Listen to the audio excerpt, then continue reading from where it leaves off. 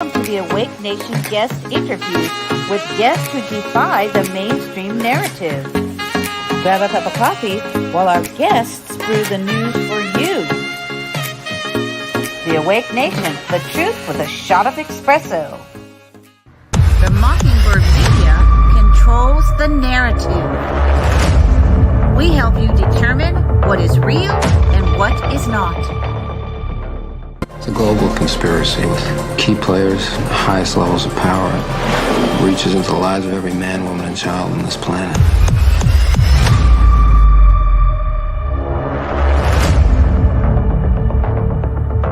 Yea, though I walk through the valley of the shadow government, I will fear no Satans.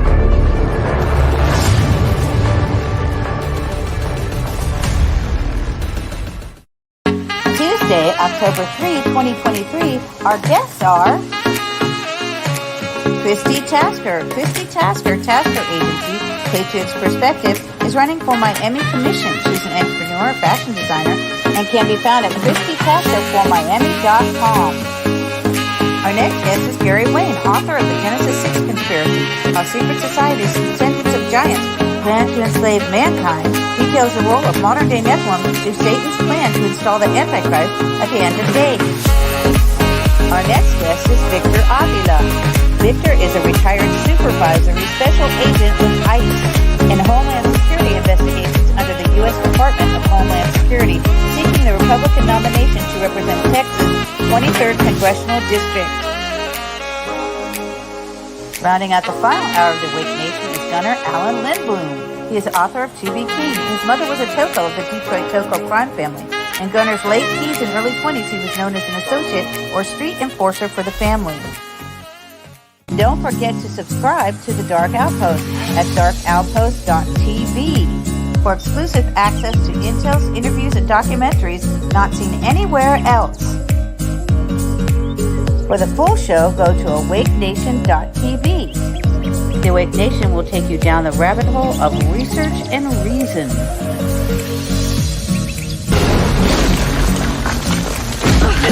Welcome to the Awake Nation's rabbit hole of disclosures.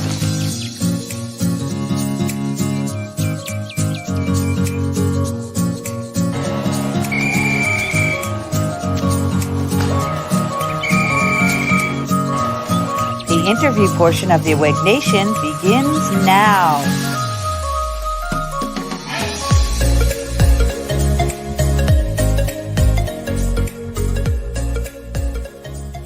Okay, just writing down on my pad of paper. Bottom of first hour is when we do. Okay.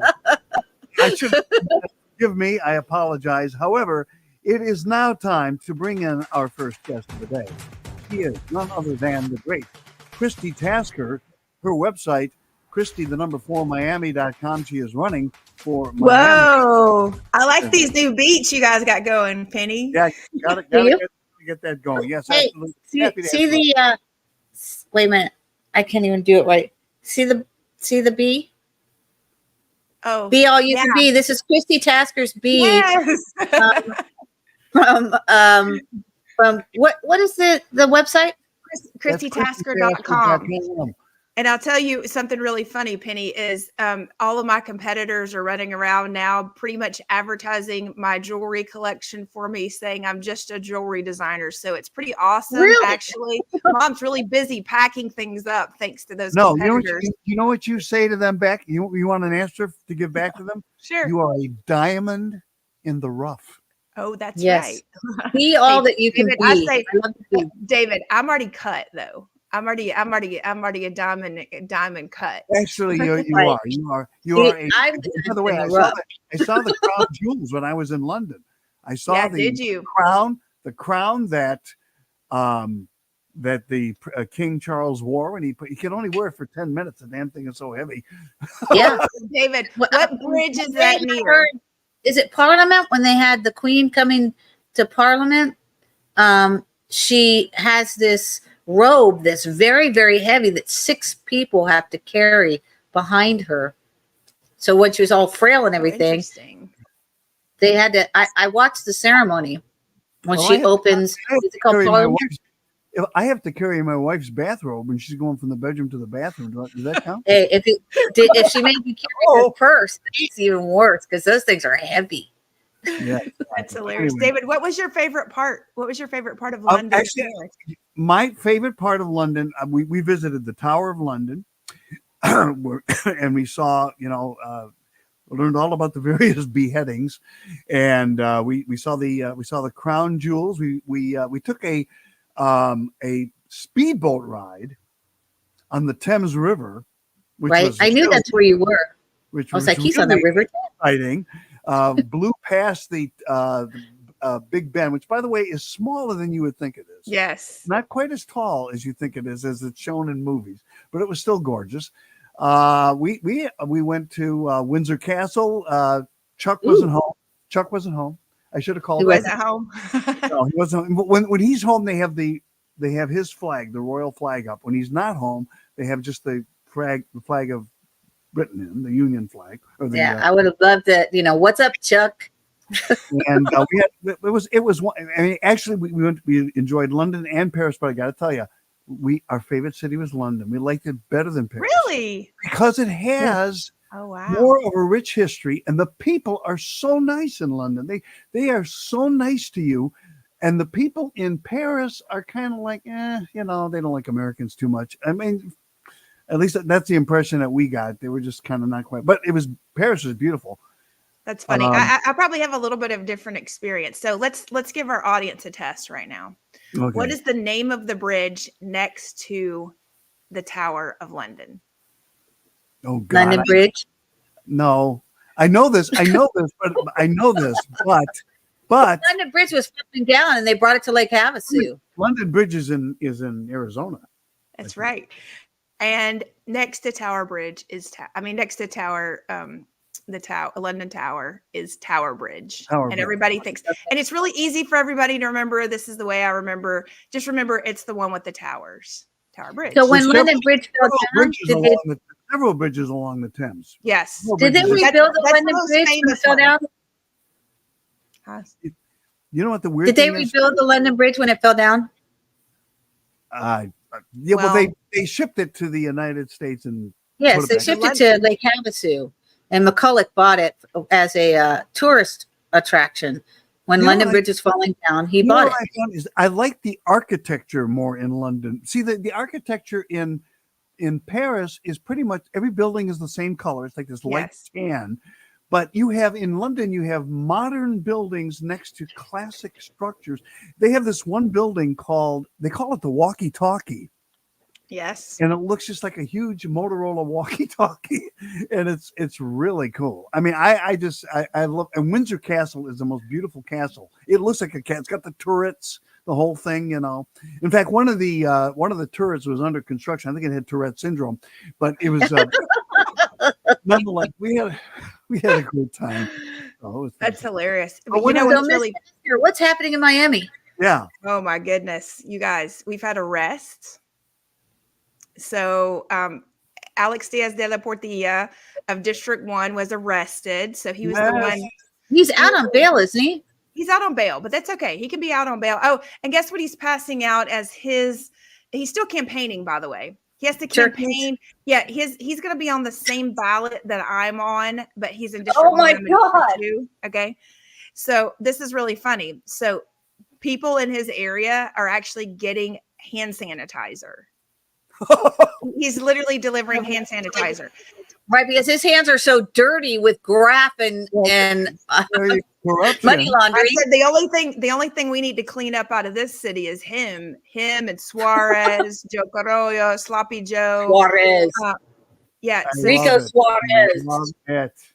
Yeah, so I'm actually going to post a video in a bit, probably on my TikTok and my Instagram and YouTube. So make sure you guys are following me there at Christi, the number 4 Miami, because that's different content than even on Patriots Perspective.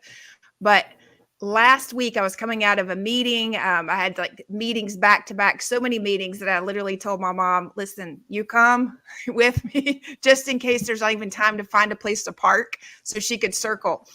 So I come out of the meeting and I see this gentleman that is literally laying in front of Tower Theater. Speaking of Tower, you know, all these towers, right? We have Tower Theater here that's run by Joe Carollo in District 3.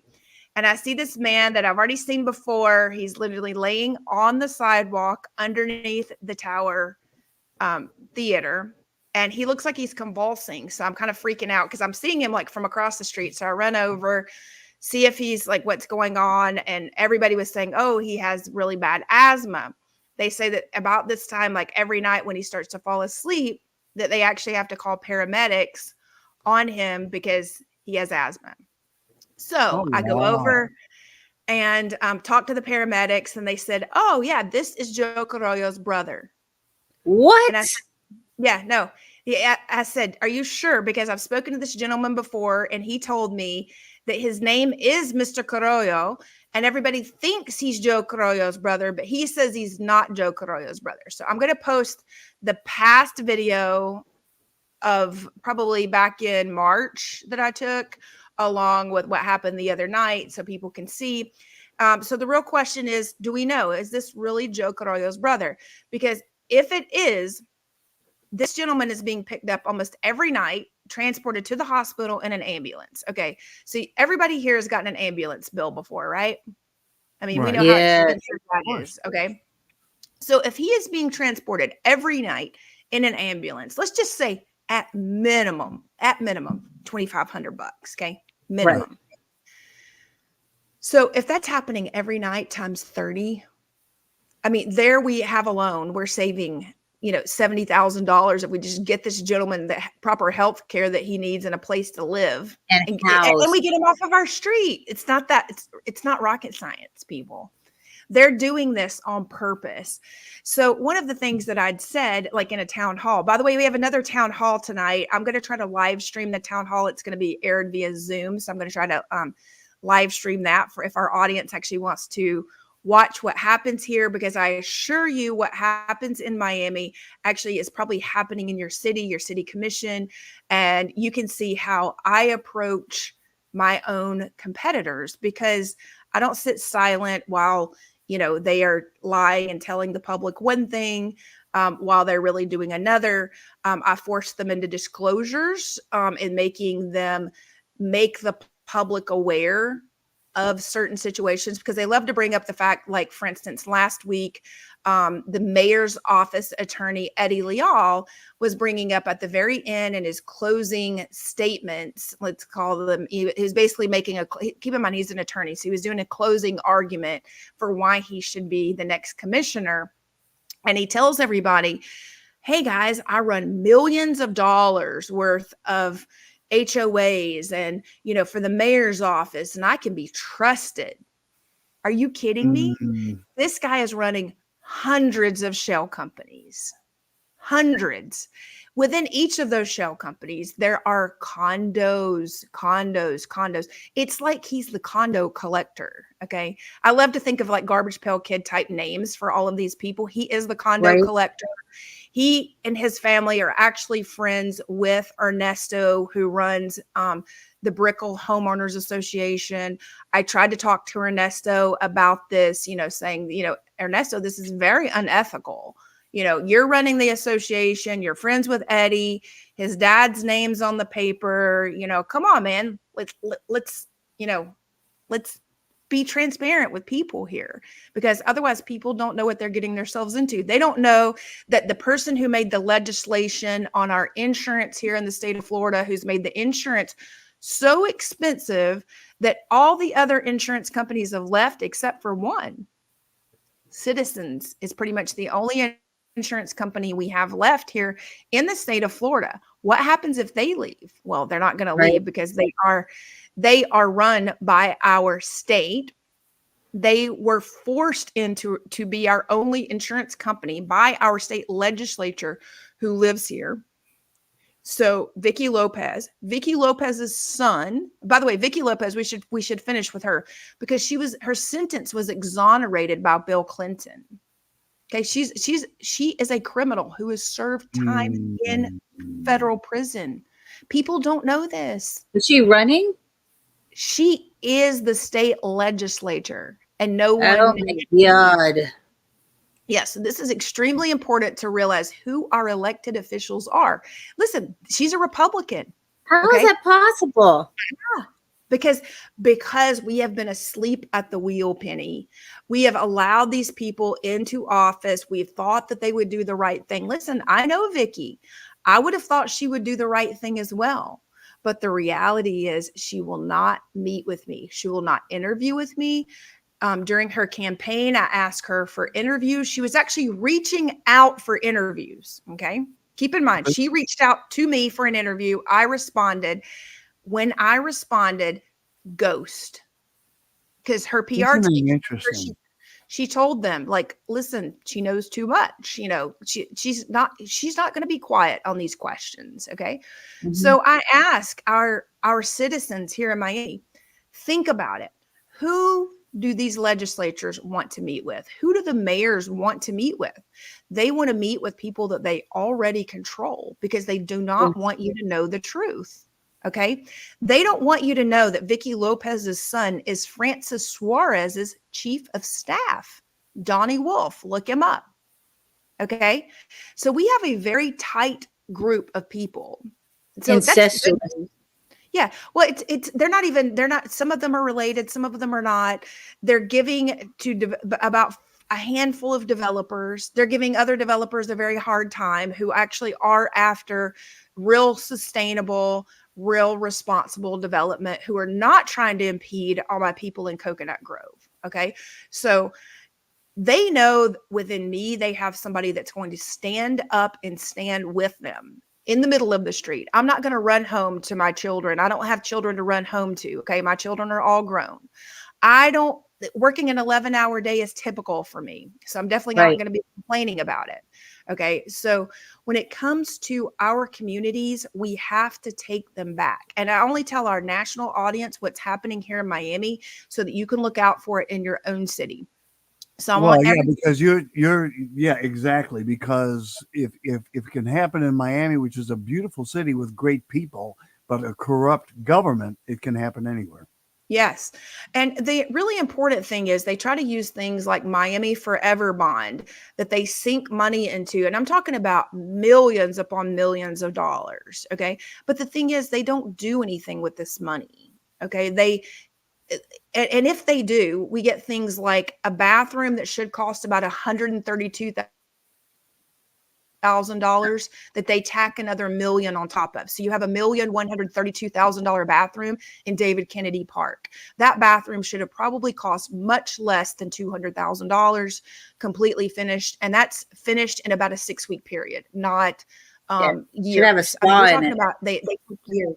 Yeah, no, it should, Penny. Exactly. So I ask people, just think logically, think about your own home. Like, think about the cost of the appliances, the cost of the plumbing. Like, think logically, could that bathroom have actually cost that much money? I don't think so. I know not, because I've asked for the line item sheets. So these are things that I want you guys to ask for within your government. Number one, not if the toilets are made of gold. Right. Well, Penny, even if the toilets were made of gold, it still wouldn't be $1 million. Listen, I could have put Toto toilets $10,000 each they would wash your bum and sing to you. I'm not kidding, guys. I'm not kidding. I mean, I could have put Kohler veils in for you. Okay. They wash your butt. They sing to you. The seat is heated. It's awesome. Listen, I have them in my house. I know. Okay. Really? I'm coming over. Yeah. No, I'm serious. I'm serious. So I know the cost of these products. So guess what? Whenever I ask for the invoices for the David Kennedy bathroom, I got a spreadsheet with 2 lines on it. Labor, materials. And I said, no. Oh, wow. I want to see the invoices. I want to see the invoices for what you guys paid for to go in this bathroom. I want to see the labor invoices. I want to see the porta potty invoices. Because guess what? Up in Georgia, my family, they own porta potties. So I'm going to know in about 2 minutes how much those porta potties really should have cost here in Miami. Because guess what? I'll also call around to find out how much is it to rent a porta potty trailer by the month. And this porta potty trailer stayed out for like 6 months. I mean, ridiculous. I mean, they're literally ruling our city. They are ruining our landscape. They are disintegrating trees everywhere. I'm talking about, when I say disintegrating, I mean, there's like no trees left on some of our islands, and they call them invasive species. Okay. They're not invasive. They're calling trees invasive species. Not unless it's a Bradford pear tree, which they said was insidious because it came to China and it only bred with its own species. Well, and then we had a little boy literally fall in imagine doing work in a park. You know, you got concrete poured. You don't put anything around it. So, of course, the public, like kids are like running along, and the kid plants in the concrete. I'm not joking. Oh. He literally had concrete from head to toe. Oh my God. No, I'm serious. This is the kind of stuff we're talking about here. Okay. This is like a life safety issue. We have fire stations that have been removed to put pools in. Okay. Wow. Fire station pools. Listen, I'm a huge fan of pools, but they're taking pools out of some parks, making them smaller, taking fire stations and putting pools in. And then the pools that they are putting in, they're supposed to be like replacing pools. Okay. So tell me how we go from a 9-foot pool to a 4-foot pool. I mean, you can't really dive. You can't have a dive team with a 4-foot pool. That's that's like a waiting kids pool. Yeah, it is. So, I mean, there are things here that our government officials, I'm going to just go as far to call them absolutely dumb and ignorant. Okay. Because if you think the public is going to stand by and watch you and just be okay with you going, oh, but we're all about the history. We're all about the history. We need the history. Oh, it's climate change, so we need less water in the pool. Oh, your children don't need to go diving, Christi. Christi, you just make a big deal out of everything, Christi. Christi. I love that accent. That's nice. Yeah. Oh, listen, they can barely speak English. David, I'm over these people from foreign countries trying to run our government like a third world government in a first world country. Listen, if that's the way they want to run a government, they need to go back and run the government of Colombia or the government of wherever they came from, because I'm not going to sit by and allow our government to be run like this. I'm not going to. Yeah, they know who you are. Oh, they all know who you are. That's why DeSantis won't let you in his press briefings. Oh, well, I think I might be, let me just say this. So I might be back allowed in the press briefings because keep in mind, we had Alex Diaz de la Portilla. I should. Oh, Christi was right. Oh, I think it's definitely a Christi was right kind of thing, because DeSantis actually removed him from office. So I emailed DeSantis thanking him very much for doing the right thing, removing this criminal from office. It's my understanding that even if he won the seat again, he will be immediately removed. So I want to tell the people of District 1, please go out and vote. Do not let this criminal in your government. I would recommend Miguel Gabriel Angel for your District 1 commissioner. He's the one that I have met with. It's not that I don't think the other two are nice, but Miguel is the strongest leader in that district. He may not be perfect. I don't really know him personally. I'm just saying I think he's a normal person who could do a really good job to get them out of office. So let's go back to Alex Diaz de la Portilla.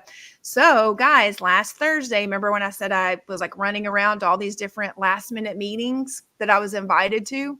Well, guess what? Yours truly was finally allowed back in the Republican Executive Committee. And not only was I allowed in, but I was actually a speaker at the Republican Executive Committee, because guess what? That was the same meeting where they also voted to remove Alex Diaz de la Portilla. And they knew so that she's telling the truth and we better start listening to her. Well, yeah. And I also think that they know that I'm not going to sit silent on them either. So if they're participating in his criminal schemes, guess what? They're going to be the next one to go down, because listen, I've been saying all along, and my mom says it best, they are two wings of the same bird flying in the same direction. of corruption, and they're creating an absolute Miami hurricane that is absolutely unnecessary. These government officials have a lot of control and a lot of power, and we don't have to give it to them. So what I want everybody here to understand is your city council, your city commission have an enormous amount of control. Okay. So in our city commission, we have 5 elected leaders who vote on almost everything, including the C40 plan. Okay. That during 2020, let me just give you a little timeline here. In 2019, Francis Suarez makes Eddie Leal his special counsel for the mayor's office. Okay. 2020, March, COVID breaks out. Francis Suarez, first person with COVID in Miami. He's very proud of that. He goes out and does all these psyopsy photographs. Okay. So ask yourself, if he had COVID, I mean, did you really feel like going out to the public and doing all these photographs and giving people groceries and calling World Red Eye out to take all these photographs? And by the way, who was standing with him? Alex Diaz de la Portilla, Ken Russell, and a couple of business owners. It was a psyops run on the Latino Americans here in Miami. Okay. These people are criminals. They have no business giving you food. You can earn your food. They took away jobs and then turned around and gave you your food. Okay. I think we've only heard about that in third world countries. Okay. That happened. Look it up. Just look up Francis Suarez, World Red Eye, 2020. Okay. You'll find the photos. There are plenty of them. I've actually posted some of them on my Twitter. Okay. So you've got that. Then you get Francis Suarez running for office. Why did he run for office? He is running for office because he needed to launder money. Why did he need to launder money? Because he voted in FTX. He voted in something. By the way, FTX tags, auto tags are still available in your auto tag store. We should all be wondering, why are FTX tags still available as a Florida license plate? Okay, we lost millions of dollars on our stadium because we have 2 wings of the same bird flying in the same direction that both voted in the FTX arena with Sam Bankman-Fried, and everybody's forgetting about it.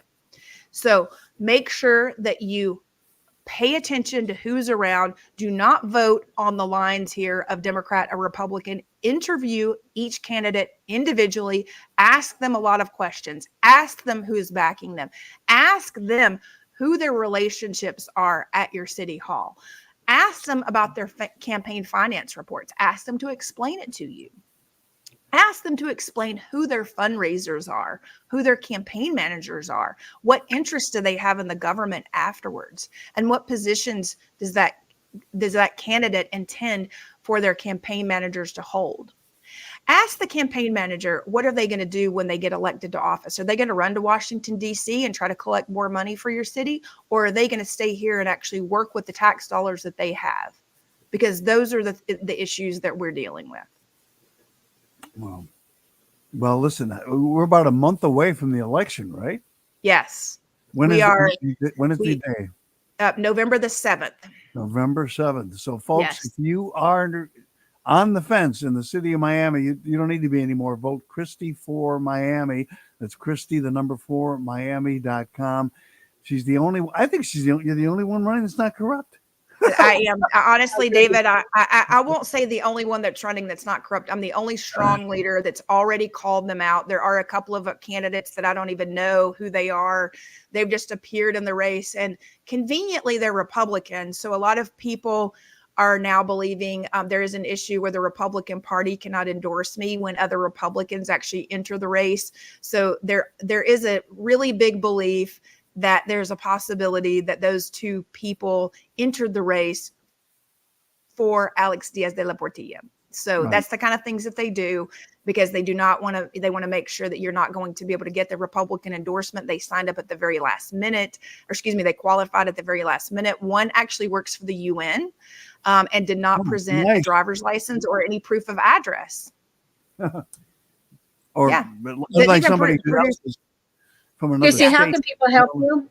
Yeah. Well, what they can do right now, Penny, that's a great question. Number one, make sure you follow Christi, the number 4 Miami on social media. Make sure that you comment, that you like, make sure that you share any content.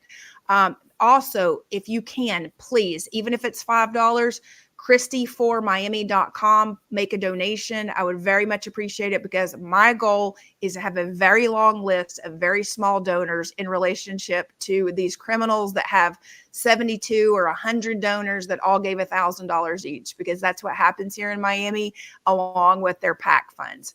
So the other thing that, we are about citizens first, and we want to make sure that citizens are put first and foremost in my campaign and in my 4 years at City Hall, because together we can clean up this mess. All right. Go to Christi, the number 4 Miami.com and vote for Christi Tasker in the next election. Christi, thank you for being with us. We'll talk to you again real soon. Thank you, guys. Thank you, David and Penny. Love you both. See you next week. Love you too. Bye-bye. All right, we're going to take a quick break. When we come back, it's going to be time for Gary Wayne, author of the Genesis 6 Conspiracy. And by the way, folks, the next hour of the Awake Nation is brought to you by LifeWave. We all hope to age gracefully so we can enjoy our later years full of energy, vitality, and good health. But so often, with age, our bodies start to show signs that things just aren't as they used to be. Our energy, skin, healing and recovery time, sleep, it all just seems to go downhill. Unless you're using LifeWave.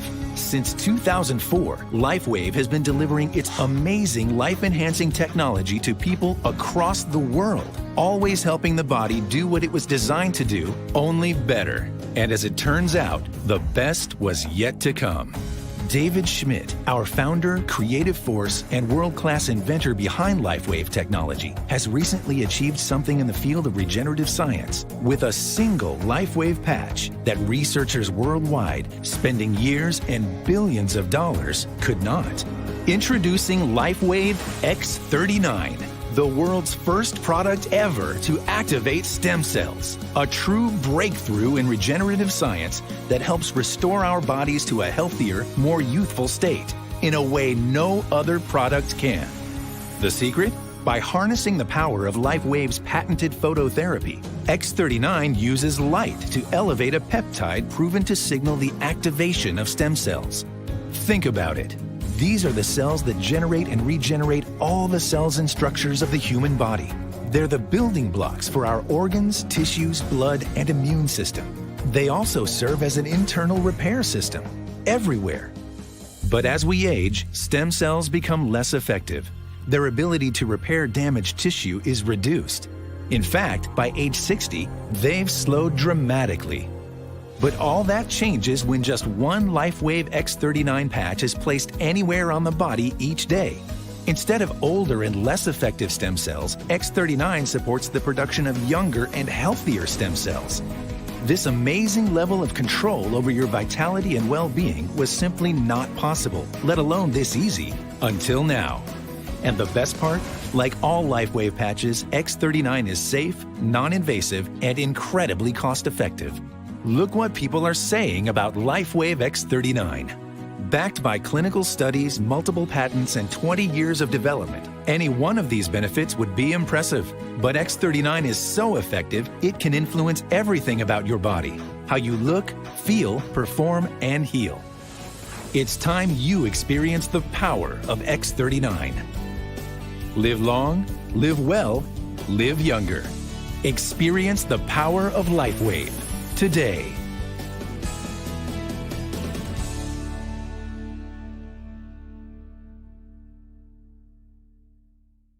All right, just head on over to awakenation.tv. That is our flagship website. On the right-hand side of the page, we have our sponsors listed. Please click on the X39 page and down and take it right to where you can purchase these great patches, which do a tremendous amount of good for you. Again, it's the X39 page by LifeWave. And this hour of the Awake Nation is brought to you by the X39 patch. All right, very good. That being said, it's time to introduce our next guest here on the Awake Nation. That, of course, is Gary Wayne. Gary Wayne is the author of the Genesis 6 Conspiracy. His website is genesis6conspiracy.com. Gary, welcome back. Glad to have you with us. How are you doing today?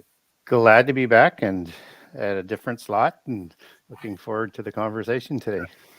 We are too. You know, what I thought we would do today, with your permission, because we've been covering a lot of various topics within your book, and I know that we're getting very close to the second edition of your book coming out pretty soon.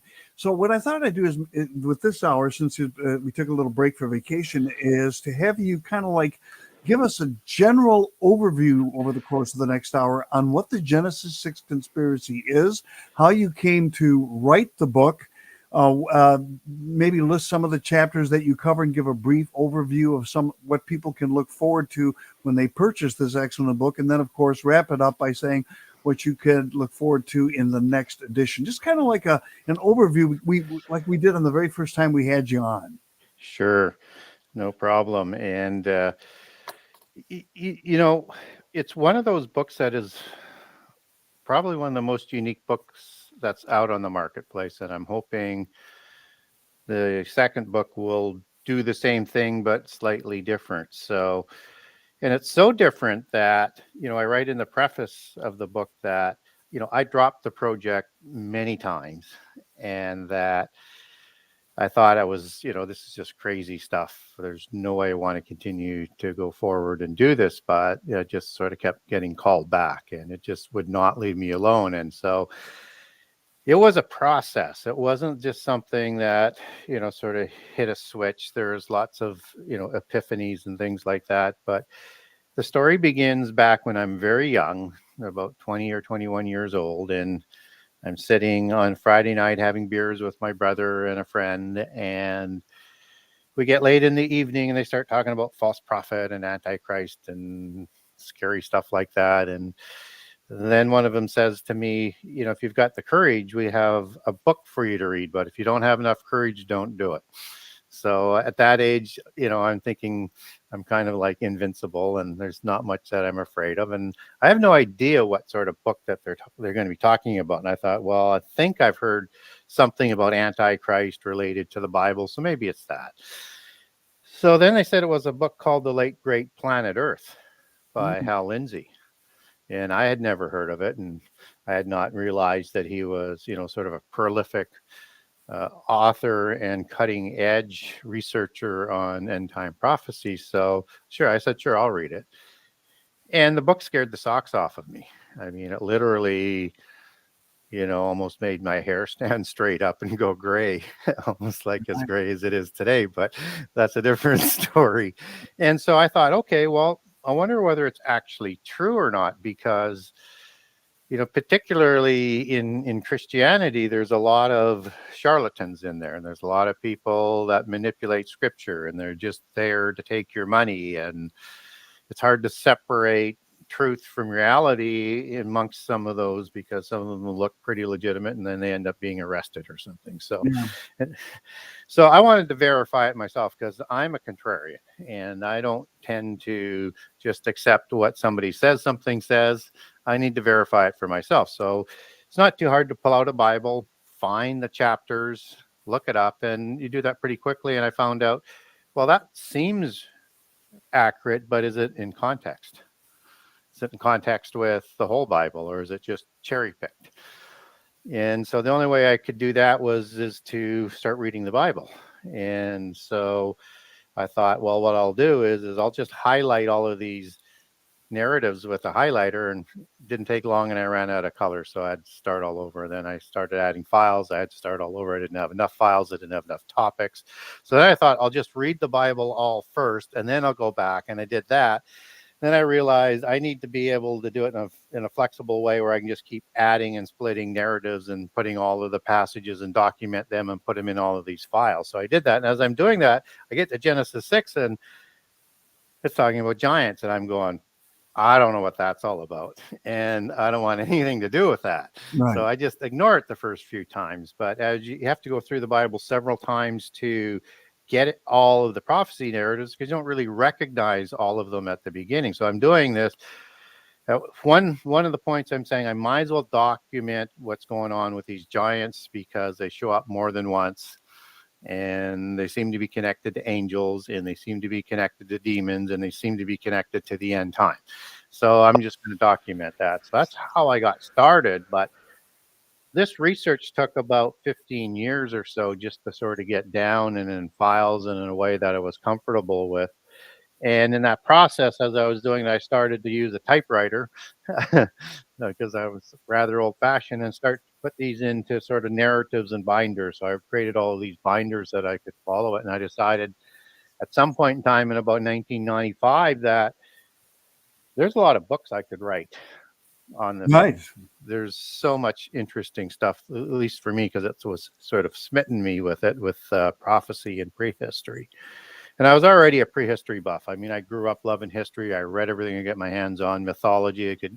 So I knew about some of this stuff from other cultures. I didn't realize that so much of it was also talked about within the Bible. So I thought, well, I don't know whether I can get published.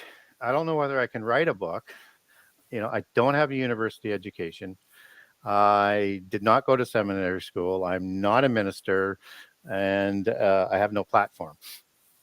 But I'm going to try and write this crazy book and see whether I can get published, and then write some of the other ones. So then I thought, well, I want it to be a short book. So I thought I'll do the connect Genesis 6 with Revelation. And I wrote the first 10 chapters pretty fast. And I realized, though, that it's only part of the story. And I thought Christians might be interested in the understanding that polytheism talks about the same set of events, both in prehistory and throughout history and the end time, but just through a polytheist lens. Different outcome, but talking about the same kinds of things. So I thought, well, I can put Greek stuff and I can put Sumerian stuff in. Then I decided to put other religions in there as well. And then I realized that if I want to get the point across and have people understand why they present their stories the way that they do and how they line up so well with what's in Genesis and throughout the Bible, is that you have to understand the religion. So then I realized I didn't know anything about the religion. So I have to read all of these religious books.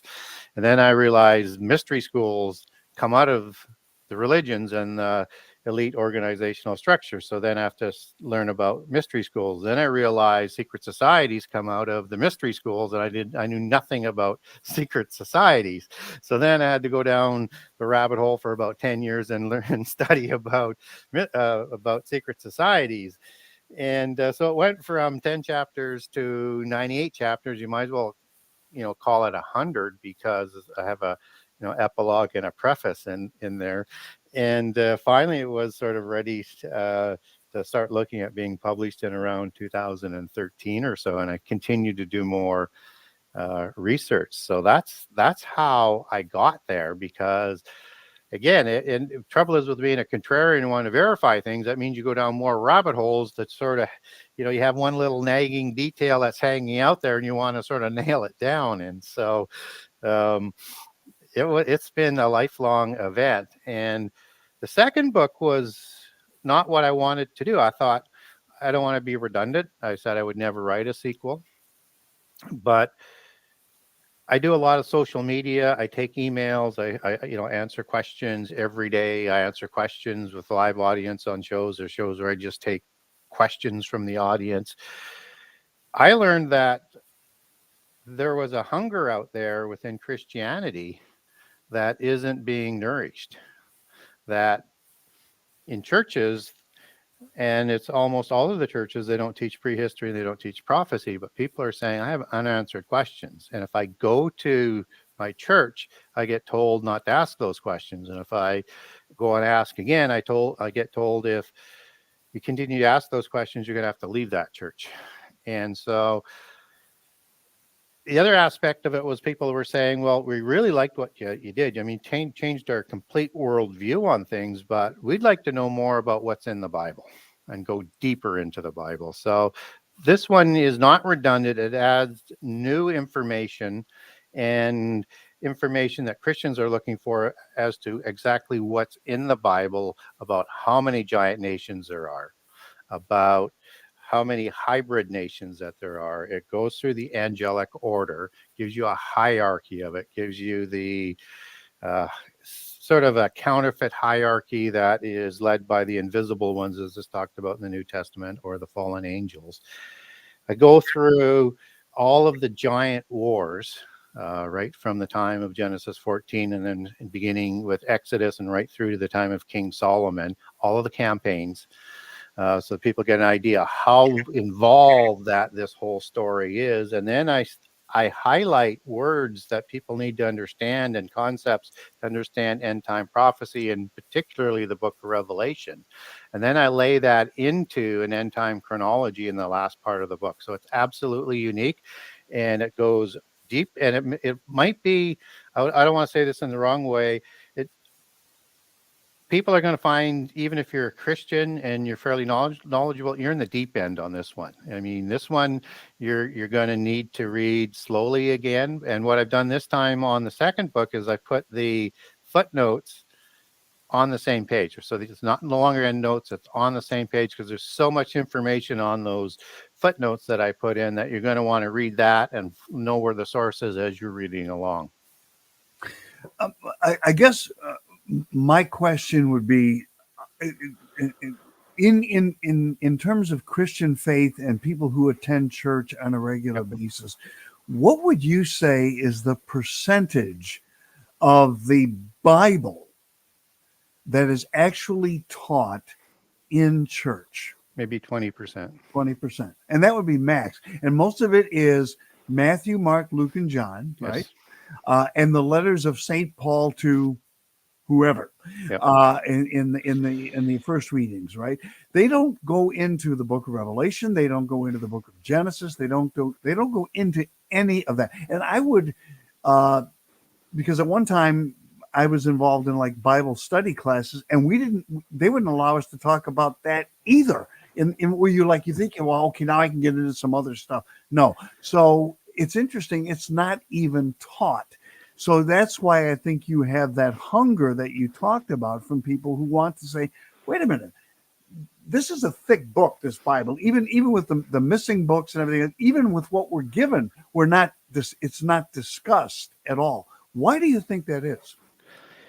It's about controlling information, and it's always been about controlling the information. And there seems to have been sort of a shift from the old part of controlling information. So at one time you had just the Roman Church that would teach in whatever language that they wanted to teach, generally Latin, and that most commoners wouldn't understand Latin, so that until the time of the printing press, you can't understand what's in the Bible.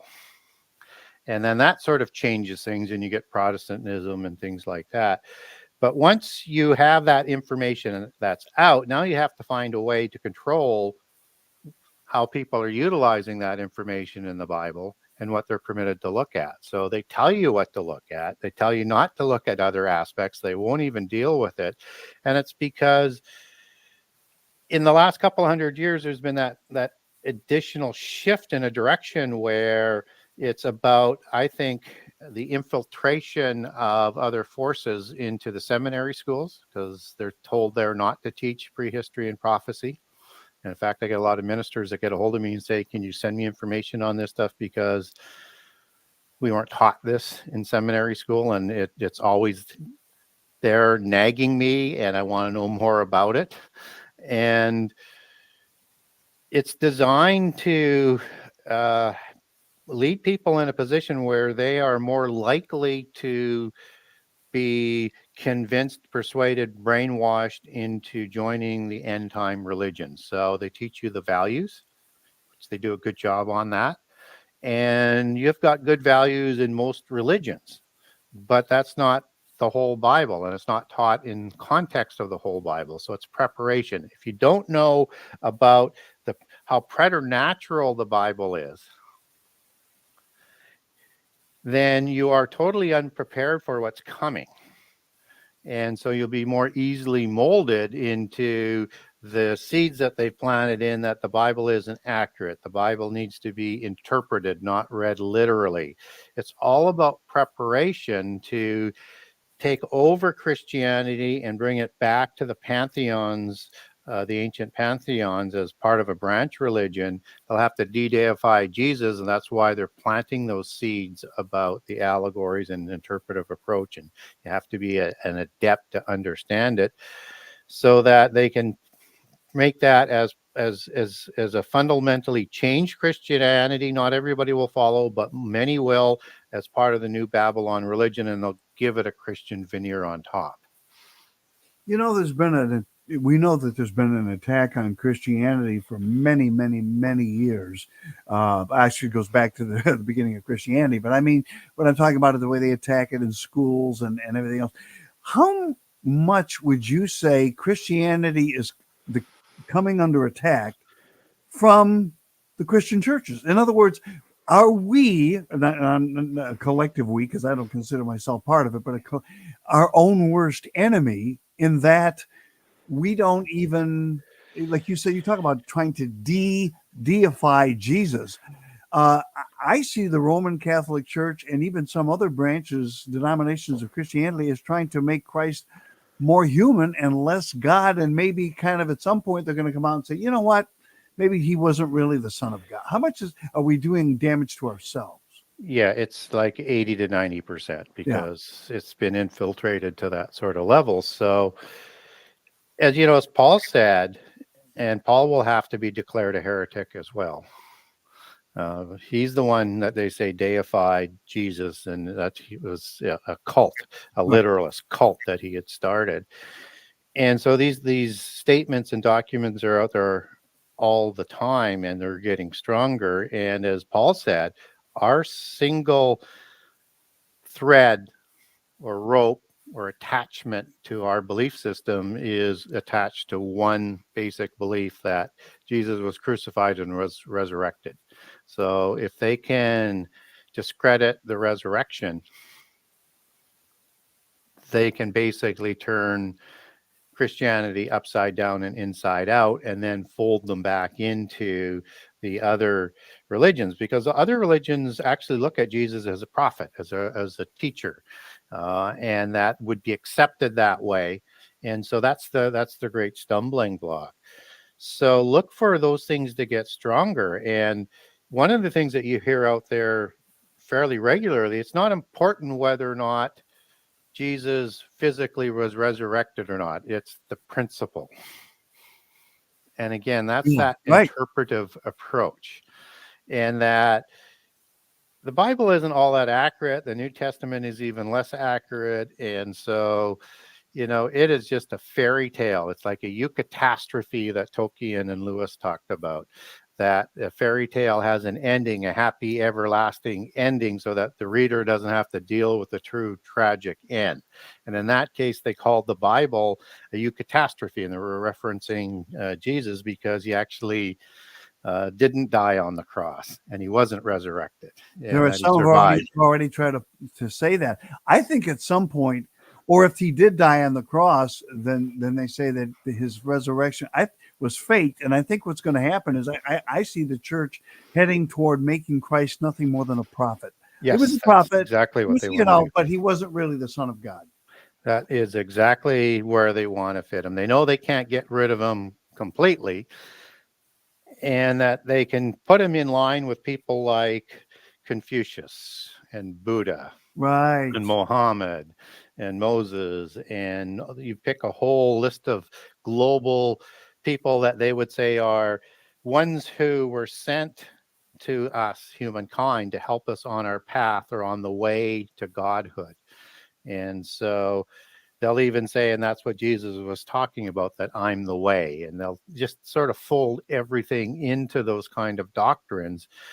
And it's in that Christ consciousness sort of aspect, that there's this divine essence that sort of comes into you as a selected one, where you receive additional wisdom and prophecy, and with some to help humankind. And that's best depicted in that term that we're, totally brainwashed with today, is avatar, avatara. And Vishnu was the avatar for the avatara Buddha, who provided all of the knowledge for Buddha to create the Buddhist religion and help humankind. And that was a common doctrine in Hinduism, where gods would be in a symbiotic relationship within the body, within the soul, not suppressing the spirit that's already in there, but adding knowledge to it. And biblically, we know this can happen because Satan entered into Judas to ensure he had enough courage to go through with the betrayal of Jesus. So we know this is a concept that fallen angels can do, and that this is that additional essence that's part of these people who are sent to us. So in their worldview, Confucius would have had an avatar, and he would have been an avatar. Muhammad would be an avatar, have an avatar. All the famous ones that led the religions, and they'll all be up there on a pedestal as being a lineage, essentially, of prophets and teachers sent to us. And that, of course, will give justification to those of the Jewish faith who believe that the real Messiah has not come yet. If our own churches start convincing those of us who are Christians that Christ was nothing more than a prophet, then that lends credence to the other theories and in some cases, perhaps that this whole idea of everyone is God. We're all part of this. It's just a big ethereal, like a blob or something. We all make up part of God. We are all God, and all part of the spark of the divine, right? And that sort of thing, it takes away from that, and that's a very dangerous situation we're getting down. Well, is that one of the reasons why you decided to write the book too, is to make sure that people understand you need to take a second look at this? Yeah, and to understand where it started, and that everything that we're seeing today and everything that we're going to see has happened before. There's nothing new under the sun. What will be again, and that we need to understand that in the context of history, and that they need to collect that spark of the divine to create godhood in the physical world. And that's that harmonic convergence that is talked about in New Age and Hinduism and a common polytheist doctrine, where that only comes about if you have one universal religion and one world government. And once you sort of understand that sort of principle, that they're trying to bring everything back to what Nimrod had at Babel, one universal religion with one archetypical antichrist figure, then once you start to understand that, you see all of the motives of the globalists, and it's just everything that they've done in the past. And so we need to understand that they need to have this to bring this about, but they only want to include people that are of that lineage, of that gene or genealogy, of that spark of the divine, one of the 1,000 points of light. If you're not of that, and you don't believe 100% in what they believe, you're not welcome into the new age utopia that they say they're promising. But we can see that happening today. Every time they do something, it's not utopia, it's dystopia. Yeah. And it only gets worse. And yet they can convince people with the language and the rhetoric and the false promises to do their bidding, but there's no room for anybody who disagrees.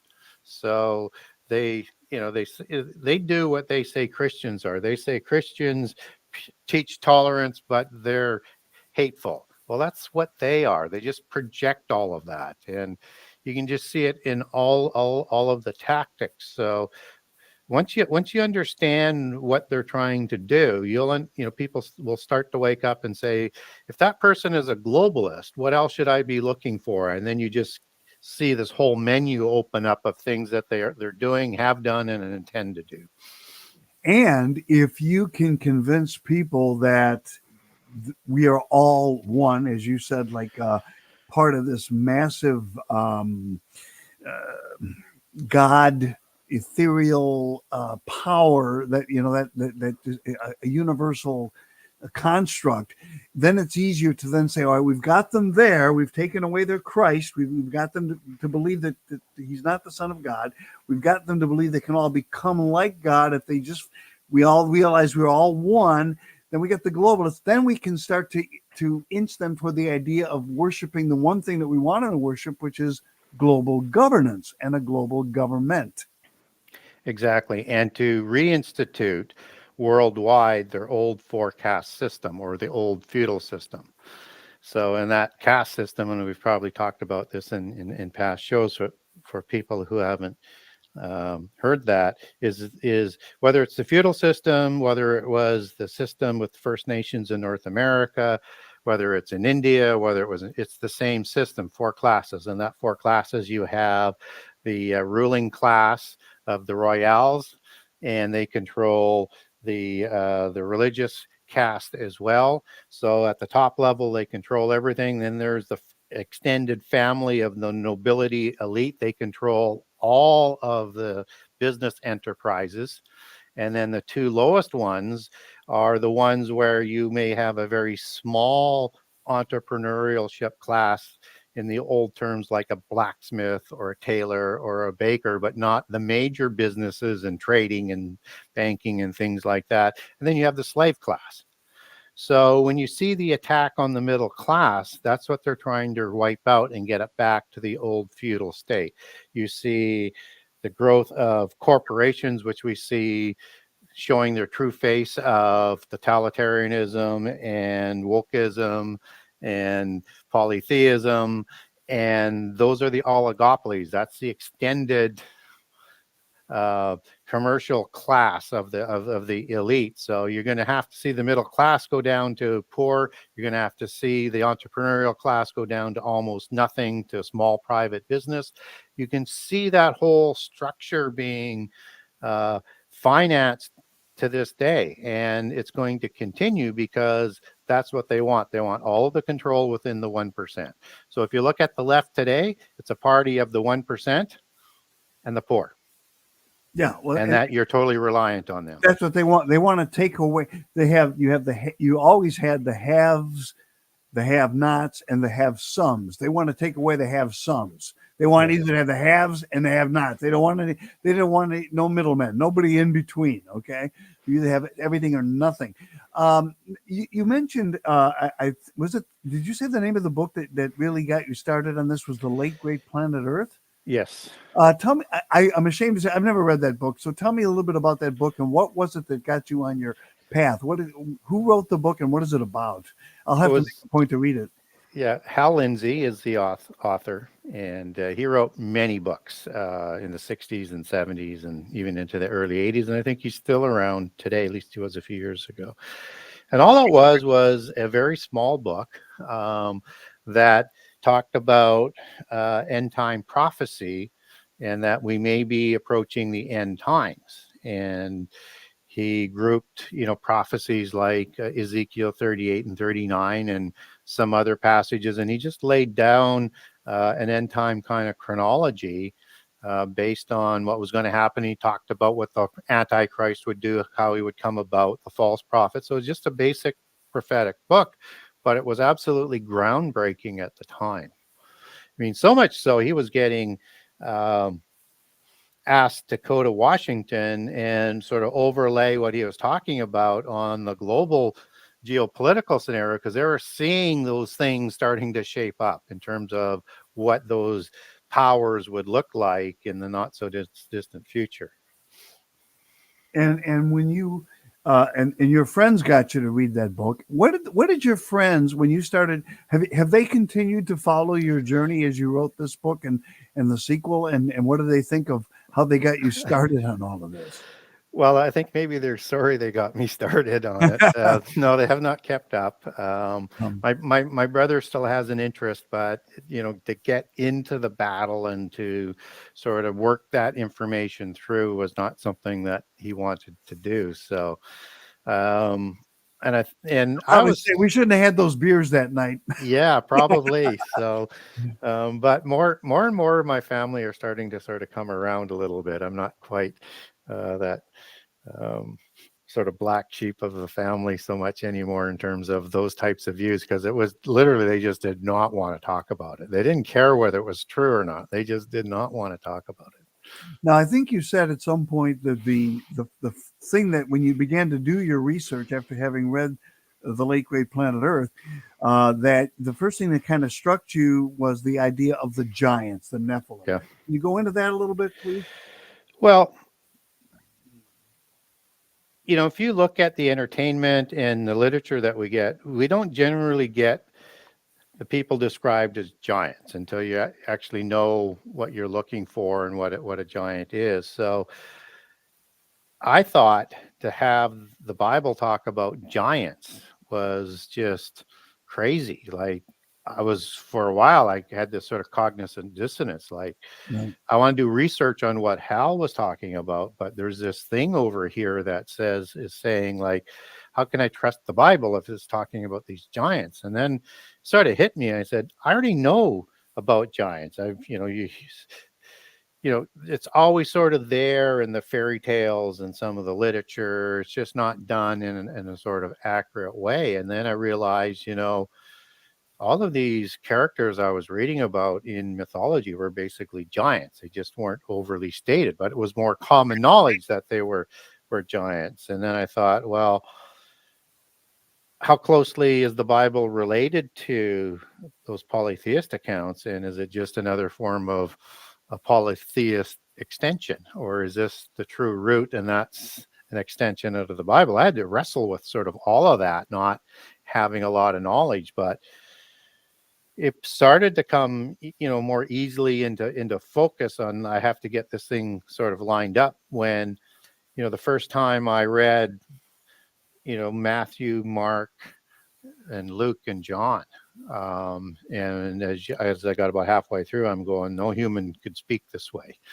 And so once I sort of got that lined up, I understood this is the truth. This is the true source of knowledge, and those others, whatever they are, and I hadn't understood what they were yet, was something different. It's just talking about similar kinds of events. But so I thought, okay, I'm going to accept that there's giants. That's going to be one of my first big steps here. And if I do that, what does that mean? And so then I realized is that there was an intimate relationship between angels, humans, and giants, and it's an untold story of our history. And I didn't even realize at that time that was continuing to this day, especially with the giants, because you just think giants have kind of gone away, except that they have descendants and that they continued to operate the nobility class and ruled over us. And why they're always considered to be superior people within the class started to ring loudly with me, and that people would bow and worship the kings, and they had absolute power, and they said they had the divine rules. Things just started to sort of open up with an understanding of how this world works. So that's kind of how I started to deal with it. Doesn't mean I was comfortable with it in any sort of manner at the time. But once I understood who the giants were, I could understand the Old Testament. I could understand what was going on with it. And I could understand why they were trying to destroy humankind and prevent the Messiah from coming. All of it started to sort of make some sense. So then I thought, okay, it's just part of the whole story. But it's that other aspect that if nothing is new under the sun, and what was will be again, what does that mean? And what does that mean when it comes to the giants? And I sort of resolved that through the descendants and the understanding of Jesus telling us that the days of Noah will be like the end times. And that includes giants both before and after the flood. So somehow we have to deal with that, whether or not it's descendants or it's going to be a recreation, or they coming from another dimension and they were saved. However it's going to be done, or all of the above, we have to somehow start preparing for this, because we're not going to be able to deal with it properly. And it's going to be a huge faith wedging issue that helps bring down Christianity, that it never told you the whole story when it actually did.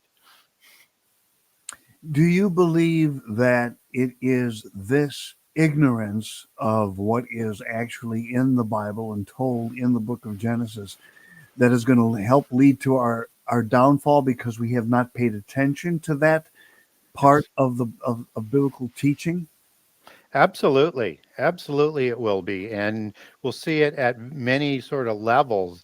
And the ultimate level is that people will accept Antichrist as the Messiah. That's the apex of the deception. And that people even before that will accept Babylon as the true religion, and will not accept and will walk away from Jesus as the Word of God and the Jehovah of the Elohim. So yes, that's the core to bringing about the globalist state. That's the core to about destroying and leading as many people as way as possible, and bringing about the capability of bringing about their dragon Messiah to start their counterfeit millennium, or the new age, or the new Atlantis, as they like to call it. And how do you see things playing out with the Antichrist? Do you, as some believe that the Antichrist is already an adult and walking among us right now, he just has not come forward yet to ascend to his position. Do you believe that, or do you believe that the Antichrist is still either not been born yet or still a child? What is your take based on your research? Based on your research, you have to sort of have an understanding: are we in the last generation, the fig tree generation, or not? Because all of those events will be fulfilled within one generation. Trouble is, we don't know how long a generation actually is. It could be 40 years biblically, 70 years as in the Psalms, or 120 years in Genesis 6:3. And then what's the countdown to begin that fig tree generation? So I think we are in the fig tree generation, and I would put the countdown at the beginning, starting at the beginning, in my speculation, in 1967 with the taking of Jerusalem, because the fig tree is Judah in prophecy, just as Jesus killed the fig tree before he gave the end time orations and went into the temple. And that tree was barren. And when you see that fig tree blooming again, that's the New Testament reference, or Old Testament references to the southern kingdom as well. But end time prophecy centers around Jerusalem and the southern kingdom of Judah in control of Jerusalem. So it makes sense that that has to be in place. And then it's just a matter of is it 70 years, 120 years to the length of that generation. So I think that he is born. I think he is in place. But all people also need to understand is that the people who want to bring about the Antichrist, there are multiple Antichrists in place all of the time. Just with the European bloodlines, they keep 3 ready in every generation, because they want to bring it about before the ordained time. And there are more Antichrist figures than just sort of the main 3 from the Europeans, because there are rival bloodlines all around the world that will be wanting to strive to be that one family that rules the whole earth, the new sort of super royale. And there can only be one family. There can be a noble elite around that, but there can only be one family. So there's going to be those rivalries. So Jesus warns us that there's going to be multiple antichrists, just as the epistles of John do. So we have to be careful, and many are going to show up before the true antichrist shows up. And antichrist is going to need a super antichrist to claim that that's the antichrist, so he can claim he's the true Messiah.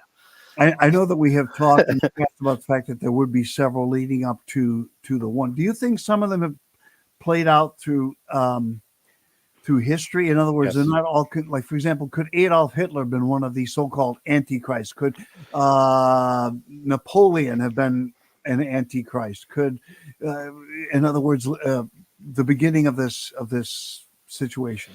Yeah, we're told the Antichrist spirit is always lingering, looking for an opportunity to come to power. So if you look at from the references that you just put, that actually is part of the Nostradamus prophecies, and he was a Rosicrucian.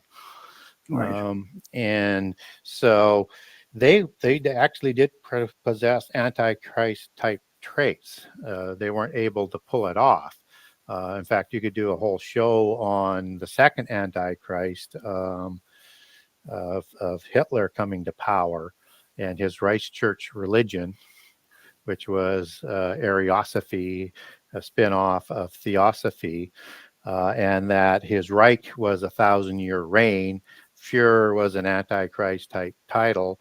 They did a genocide or a Holocaust to the people of Judah, and he wanted to take over the whole world, right? You could make that. There's just so much detail there. There's so much occultism in Nazism that Ari Neves, one of the head prosecutors at the Nuremberg trials, along with Winston Churchill and the U.S. government, decided that they would not allow them to present their occult background into the courts, lest that opened the door that the Nazis could plead insanity. That's how deep the occult was running through there. The beast empires all had opportunities to present a antichrist figure. So you have, for example, the archangel Michael, who fights against the beast empires in the book of Daniel. He doesn't fight against them from coming to power.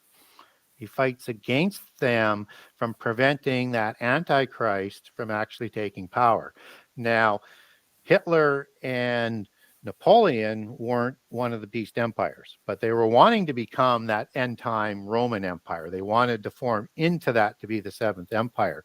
So you might imagine Nebuchadnezzar as one of those antichrist type wannabes who actually destroyed Jerusalem, set up an image to be worshipped. You could look at Alexander as another antichrist type figure.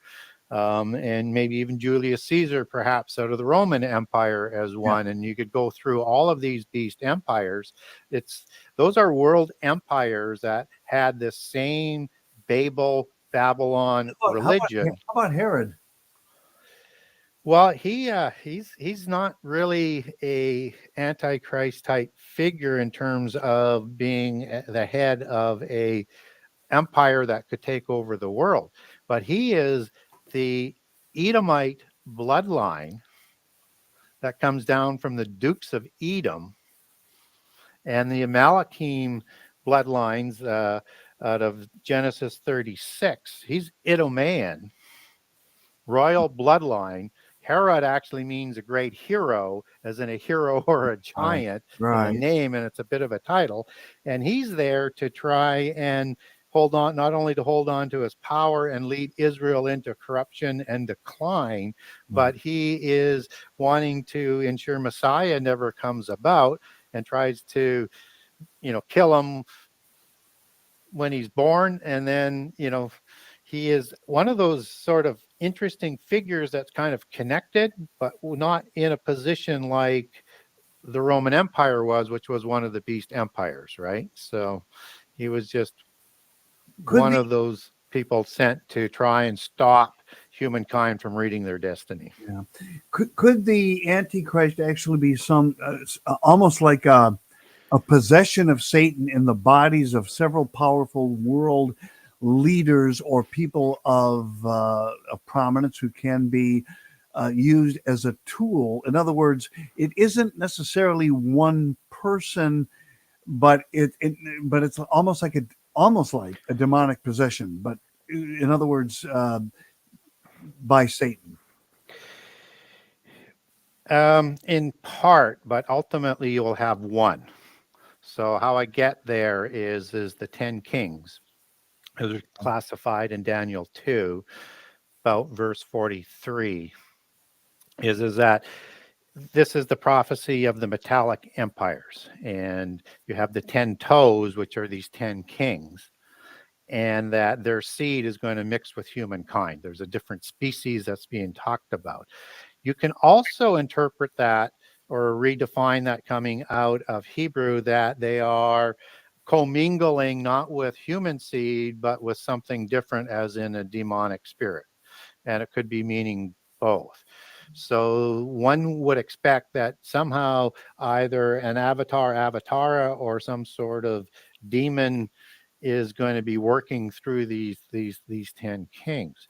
You also get prophecies in the book of Revelation, where you have demons at the time of Armageddon come out of the mouth of the false prophet Satan and Antichrist to do miracles and bring the kings to the end time war. You can also translate that out of Greek, that means to command those demons, that they have control over them, just as Satan is the leader of demons, and Satan gives his power to Antichrist and to the false prophet, according to the book of Revelation in 2 Thessalonians.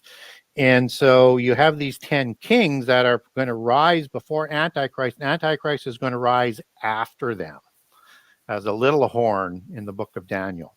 And he's going to become the 8th empire. But what's interesting to sort of bring your point together and with what I'm talking about is in Revelation 17, the 10 kings with one mind are going to hand their power over to Antichrist so that he can destroy Babylon and start his reign. That's like that hive mind that they talk about in the cult, a like mind, that they're going to work together with one mind. And that's sort of that union of that ability to have either a demonic connection that can do that, or as they also believe is the bloodlines used to have, and they're trying to get it back, this ability to have telepathy, to think in a hive mind and act together. Even synthetic telepathy. And that's what Elon Musk is proposing with his Neuralink. And then he's going to implant the chips in the brains and hook them to the internet, so you will not have to have a telephone. And there are already idiots that have implanted their hand, right? So that you can scan your hand. And this one girl had it done to her, and she's like, "Look, I lose my keys all the time. Now I don't have to worry about that. I can just scan my hand over the door, and I can go in and look, I can open my safe with my hand." Really? Okay, because one of the people, the immigrants that are coming over from South America that are terrorists, that are stealing everything from everybody, also in Michigan and across the United States, they're going to cut your hand off, lady, and they're going to use that, and they're going to steal all your stuff. Yeah, there's an interesting passage in the Bible about this. One of the things that God promised the Israelites on how they were going to defeat these giants is that he was going to send hornets. And as we mentioned, the hornets, and it says that 3 times. That was going to be one of the most powerful things, that they would deliver them up to the Israelites for slaughter. And that the giants had this hive mind, and they were used to fighting while in communication. It's like the Borg, right? With the female divine essence, queen leading them, and they're all communicating, working as one. And if you split that communication up, they don't have that ability. Plus, if they're being attacked. And what's interesting is the hornet is the natural predator of the bee. Really? Yes. Okay, you're freaking me out just a little bit here. Because talking about giants, I'll do that. No, it's the hornets and the bees. I'm wearing a bee today. My brother, who's pretty evil, his mascot at his high school were the Hornets, and he put me in a band called Stinger. Wow. Wow, that's quite a coincidence. Yeah. Yeah, so these hornets would go out. You always hit my heart. I'm listening to every word you're saying. Yeah. So these hornets would absolutely discombobulate the giants, and they would turn to attack each other. They would panic, and the Israelites just had to walk up and hack their heads off. So yeah, there's that one mind that they want to do. That's part of that harmonic convergence, right? That's part of the whole system and that's why there can't be any there can't be any tolerance for people who don't want to, go along with it. It will just disappear. And they're going to bring that back, just as Penny is talking about with the technologies, with that angelic technology that's coming, that is going to be part of that beast and mark system. So Yes, the when hive people talk, mind. yes, That's what Elon the Musk was hive talking mind, about. The hive yes, mind. So, and then also X is going to be one of those applications which will have global implications. So then you won't need your phone anymore. And voice to skull is also something that they had been using. I think my brother David had that in him. Voice to skull is a technology in which they can communicate with you via radio frequencies. But now they don't even need that. They can actually target your DNA. And so if you do have, a frequency or a chip or whatever it is that they decide to put into you to integrate you into the internet, then they can also, I have people that are targeted by direct energy weapons. And I just talked to one the other day, and they can actually infiltrate your brain with thoughts. So imagine now that you go ahead and you take this Neuralink, thing in your body, and they decide they're going to target you or kill you, shut you off, right? Or they're going to target you, and they can send commercials to your head all day long, or they can tell you to kill yourself. I mean, that is pretty much as demonic as I can think, Gary. yeah, or do digital medication, which is the next thing that's being Oh talked yeah, there about, you go. Oh God, and I didn't even think of that. right, and then that's when pharmakeia, the sorceries, comes into play, where Babylon deceives the world with her sorceries, which is the pharmakeia. So now they're going to medicate you through digital medicine to be more accepting. It's like a tranquilizer. And so yeah, all of that is definitely going to be recreated for the end time, because that's the ideal setup for the descendants of the Nephilim. And that way you can sort of control the whole world and lead them all away from God en masse. And this idol could be full of demons as well. The image is going to control that information. And I think we've talked about in shows past, and I know we're getting close to Could running the out of image time be a here. satellite? Well, I think it's going to be more than that. It's AI mixed with quantum Oh computing, God. and an oikotarian, which is a word that comes out of the Bible for a dwelling place for the spirit. So it's going to be controlled by demons, controlled by Antichrist, false prophet, and Satan. And that this is known as a teraphim or teraphim in the Old Testament, which is a talking idol. Oh wow. Okay, and of course So that'll be AI. AI. some sort of Yes. an AI. Where can people get the Genesis 6 conspiracy, and tell us when the new book might be coming out? So the best place to get a hold of me or to buy my book is through my website, the Genesis6conspiracy.com. That's the number 6conspiracy.com. And on that website, there's a generous excerpt of all 98 chapters. I will hopefully have up here in the next week to two a generous excerpt of all 84 chapters of the new book. So you'll be able to get the new book from the website as well. On the website, you have a buy page or a purchase page. And on that page, you can get a signed copy from me. If you're in Canada, there's a Canadian page. If you're in the US, there's a US page. Anywhere else in the world, it's the overseas page. And you can also link over from those pages to get the digital version with Kindle, and also over to Amazon.com, Amazon.ca, and BarnesandNoble.com. So that's the easiest, fastest way to get either a signed book or find the book on Amazon. And the new book, the typeset edit is done. It's all in the book format, just waiting to go to the printers. So trying to get an update on that. I do understand that there's a shortage of paper, there's a shortage of labor, there's a shortage of printers out there because of the buy-up of the oligopolies of the small printers. So I'm hoping in the next couple of months, but we'll have to see based on that. But it's in the queue for the for being published right now. We're looking forward to it. And of course, we're looking forward to many more visits with you.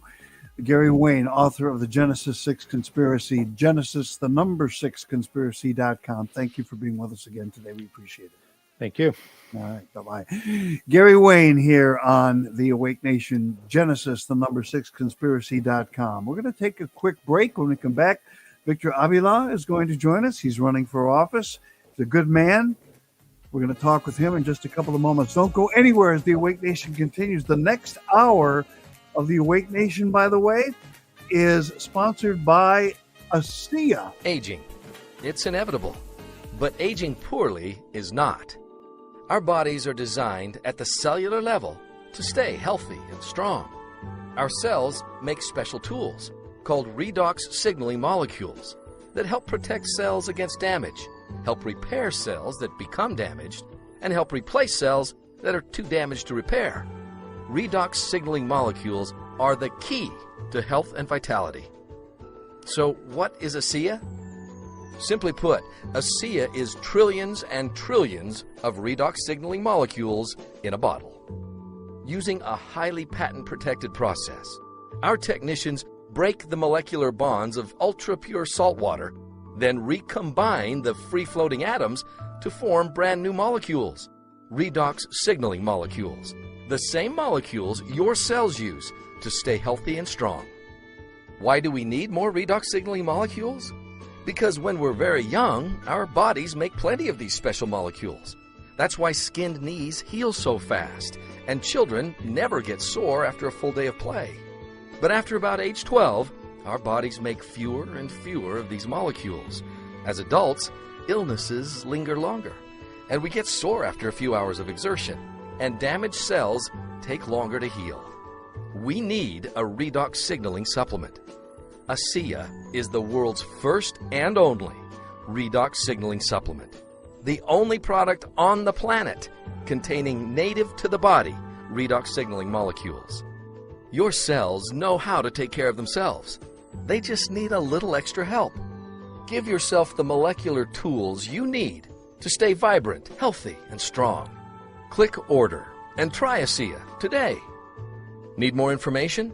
Click Download and get a free packet of resources, including scientific studies, in-depth videos, brochures, and personal stories of ASEA customers. And just head on over to our website, awakenation.tv, or you can also go to our news website, theawakenation.com. Scroll down to the right side of the page where it says our sponsors. Please click on the ASEA woman opening the bottle. You can see it in the lower left-hand corner of the screen right now, and it'll take you where you can get all the information about this great product. I take this every day. It's fantastic. This is really an anti-aging miracle. Really, really anti-aging miracle. So you'll learn more about that by going to our website, awakenation.tv. Joining us now is our next guest, and he's running for office, and he's going to make a difference. Yes, he is. It's Victor Avila. Penny? Victor, how are you? I'm doing good. Thank you for having me back. Oh, we want you to be on here as a regular guest. Can you tell us what happened at the border on your trip there? I was just in Eagle Pass, Texas, and let me tell you, I've been doing this for a long time, and I had never in my life have seen what I saw. Chaos, controlled chaos, if you will, by this administration in allowing tens of thousands of people to come into our country without any detection, without any proper vetting, just an open border system, deliberately done. But I tell you, I went through a lot of emotions because I had never seen this. I've seen a lot of what's happened in the last 2.5, 3 years, but now it's gotten to a different category where it is everyone get out of the way. If you're an American, if you're concerned, we're doing it the way we're doing it. We're going to force our Border Patrol agents to break the law and not do their job. And it's very, very demoralizing to the Border Patrol agents. And let me give you an example. There's a big struggle between the state of Texas and the federal government, something that I had never actually ever dealt with in my life. I always worked very closely with our state and local partners.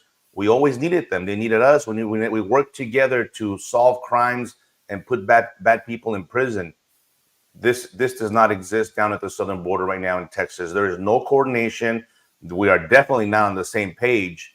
And you've seen this before. I saw it firsthand, where the National Guard, under the direction of the state and our Texas DPS troopers, are telling the illegals, go back.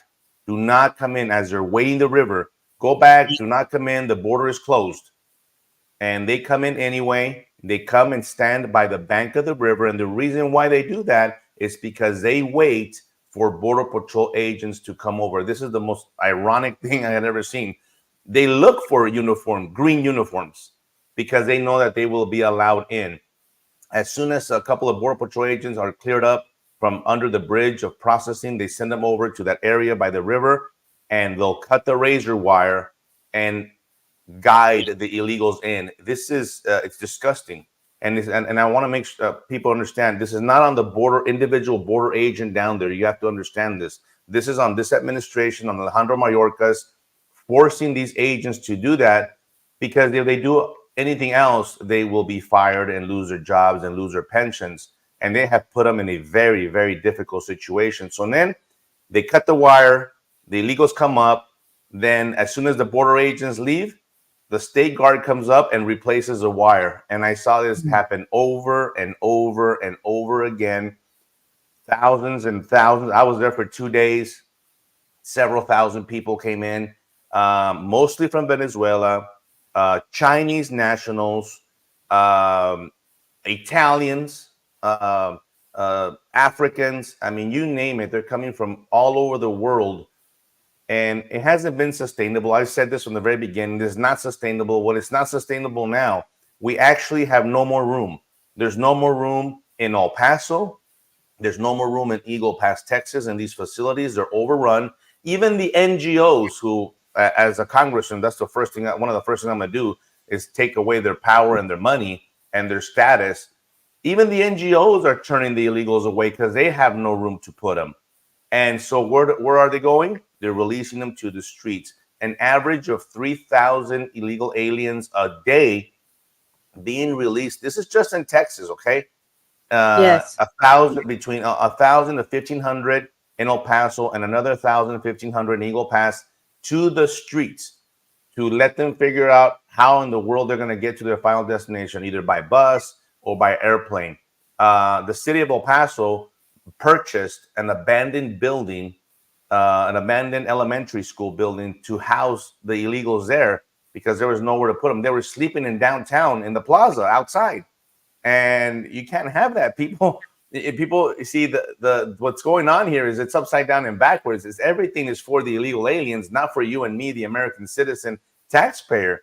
And I'm talking about public safety here. I'm talking about national security. I'm talking about health security. There's a tuberculosis outbreak in El Paso. This is insane. I would like to give people a foundation of who you are for those that do not know, Mr. And how do you say your last name? Is it Avila? Avila, yes. Okay. Mr. Avila is a retired supervisor, special agent with U.S. Immigration Customs Enforcement, that's ICE, Homeland Security Investigations, it's HSI, under the U.S. Department of Homeland Security, DHS, and he's currently seeking the Republican nomination to represent Texas 23rd Congressional District. So you have a great deal of experience for those who do not know. Are you aware of the protests that occurred in Staten Island over the last 2 weeks? I am. The reason why was because they were bringing these people in, and the people in Staten Island, they were closing nursing homes, and the people that resided in the nursing homes were forced out. And many of the people, there were some ignorant people on Twitter that were like, "Oh no, these are immigrants are seeking a better life." No, they're not. You're talking about terrorists from these countries. You're talking about full-grown CCP operatives that are coming in the country. We just did a story today on the infiltration of these individuals, these immigrants, not, you know, they're all in the United States, but also we did a story on them in Michigan, and they're robbing homes in Michigan. Oh yeah. High-end homes. They're gangs infiltrated with these people, which they're after high technology and, you know, any very high-priced goods. But it's not just about the high-priced goods. It's about the technology as well, what they're stealing, because these are not your normal Americans. I'd like you to expound upon what are these influxes of immigrants coming here? What are their goals? Well, I'm gonna give you one example you probably haven't heard before, but I hear it all the time, and it's the Venezuelans. Like, why are we getting so many Venezuelans? Yeah. The intelligence, and this is going back a few months, and it was actually corroborated, believe it or not, by Department of Homeland Security on a leaked memo that they admitted that they knew that Venezuela was releasing the prisoners from the prisons and the rehabilitation centers. That's a given. That's happened. They're coming over here. But here's the part that you don't hear a lot. And I get these calls from Venezuelan Americans that tell me, Victor, please let the people know that we are not like these people. We are, American-loving citizens. And they're giving us such a bad name because a lot of these individuals are what they call Chavistas, Hugo Chavez sympathizers. What does that mean? They're communists. Yes. They're bringing communism. Think about It's this. like I feel like in 1989 all over again. Yes. When the Murielitos, when Castro released the prisons and the mental institutions, because I'm from Florida, so I was born and raised in Florida, and I had to go back down there in 1983, and I was told at the time to purchase a gun because they were having the cocaine wars, obviously, but the Murielitos were out in the streets literally having shootouts. So are we revisiting that? And worse, exponentially worse. Absolutely, because it's not just Venezuela, because I mentioned them because they have the major numbers, and they're coming with those different agendas. They definitely want, this is what people ask me all the time, why is this administration doing this? Well, you could say it's because of the votes. It could say because they're going to count them as residents, as citizens, so they could take over Congress forever and get more representation. I believe that as well. But also, I think is that they're changing the fabric of our country by allowing these other countries to not only bring in their people illegally, but they're bringing those countries and those cultural broken down values here. And I'm talking about political. I'm talking about criminals. Yes, I'm talking about communism. I'm talking about crime. I'm talking about drug trafficking, human trafficking, and good old fashioned crime. That guess what? You're already being affected at the local level. This is the part that people don't really understand. We have enough crime in this country to deal with, and now you have all these individuals that, by the way, they're not out there very anxiously wanting to work. They want to be taken care of by the government because that's what the other governments where they came from. They're used to that, and they're wanting to have their cake and eat it too. And we must stand up and say, listen, there's a right way to come to this country. There's a constitutional way, and they're dismantling our constitution. They're disrupting our sovereignty. They are disrespecting us in every way. But the problem is that the disrespect is coming from within our own country, our own administration. And that's what's very frustrating, that it's our own government allowing it to do it. But let me tell you, a lot of cities around this country are seeing the changes before their eyes. I talk to a lot of people around the country. They're like, listen, Victor, we already have crime. We already have more. Now we're seeing the meth problems and what that brings with the crime. We're seeing all these differences down at the border, by the way. And I was there just this past week. The locals, let me give you some examples. One lady told me, my daughter can no longer ride her bike to the bus stop to go to school because there's men, we know where from, standing there. So it's actually changing and impacting their life, and it has to do with public safety. The other thing, I spoke to the county judge there.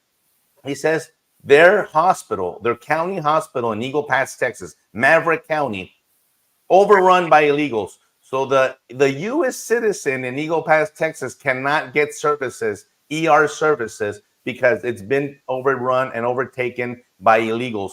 This is real. We're talking about our taxpayers wanting health care that don't have insurance, go to an ER. Well, they can't get it because it's people from 150 different countries. And that's the same story in El Paso. And it's the same story in McAllen, in all these border towns. And guess what? It's the same story in New York. Go to the hospitals in New York and you will find that the majority of the people getting services on a daily basis are illegally present in this country. And this is an economic impact. This is the part a lot of people don't want to talk about. The money that we would save is incredible in the billions of dollars if we would secure the border versus what we're paying now in trying to take care of these millions of people illegally present in this country. And one of the things I want to do in Congress is we got to either tax or altogether stop the money that goes back to these countries from the illegal aliens. $59 billion was sent to Mexico alone. Think about that number last year. 59 billion. That's part of their GDP. If you take that money away from Mexico, that country will collapse. And so we have to start sanctioning these countries. That's one form of doing it. These people, the 59 billion would have been nice to keep that money here in our society, in our economy, and at the corner store, but it's not. It's going to their home countries to build their homes, to support their families that they have over there. And this is the greater impact that I want to be able to make a big difference.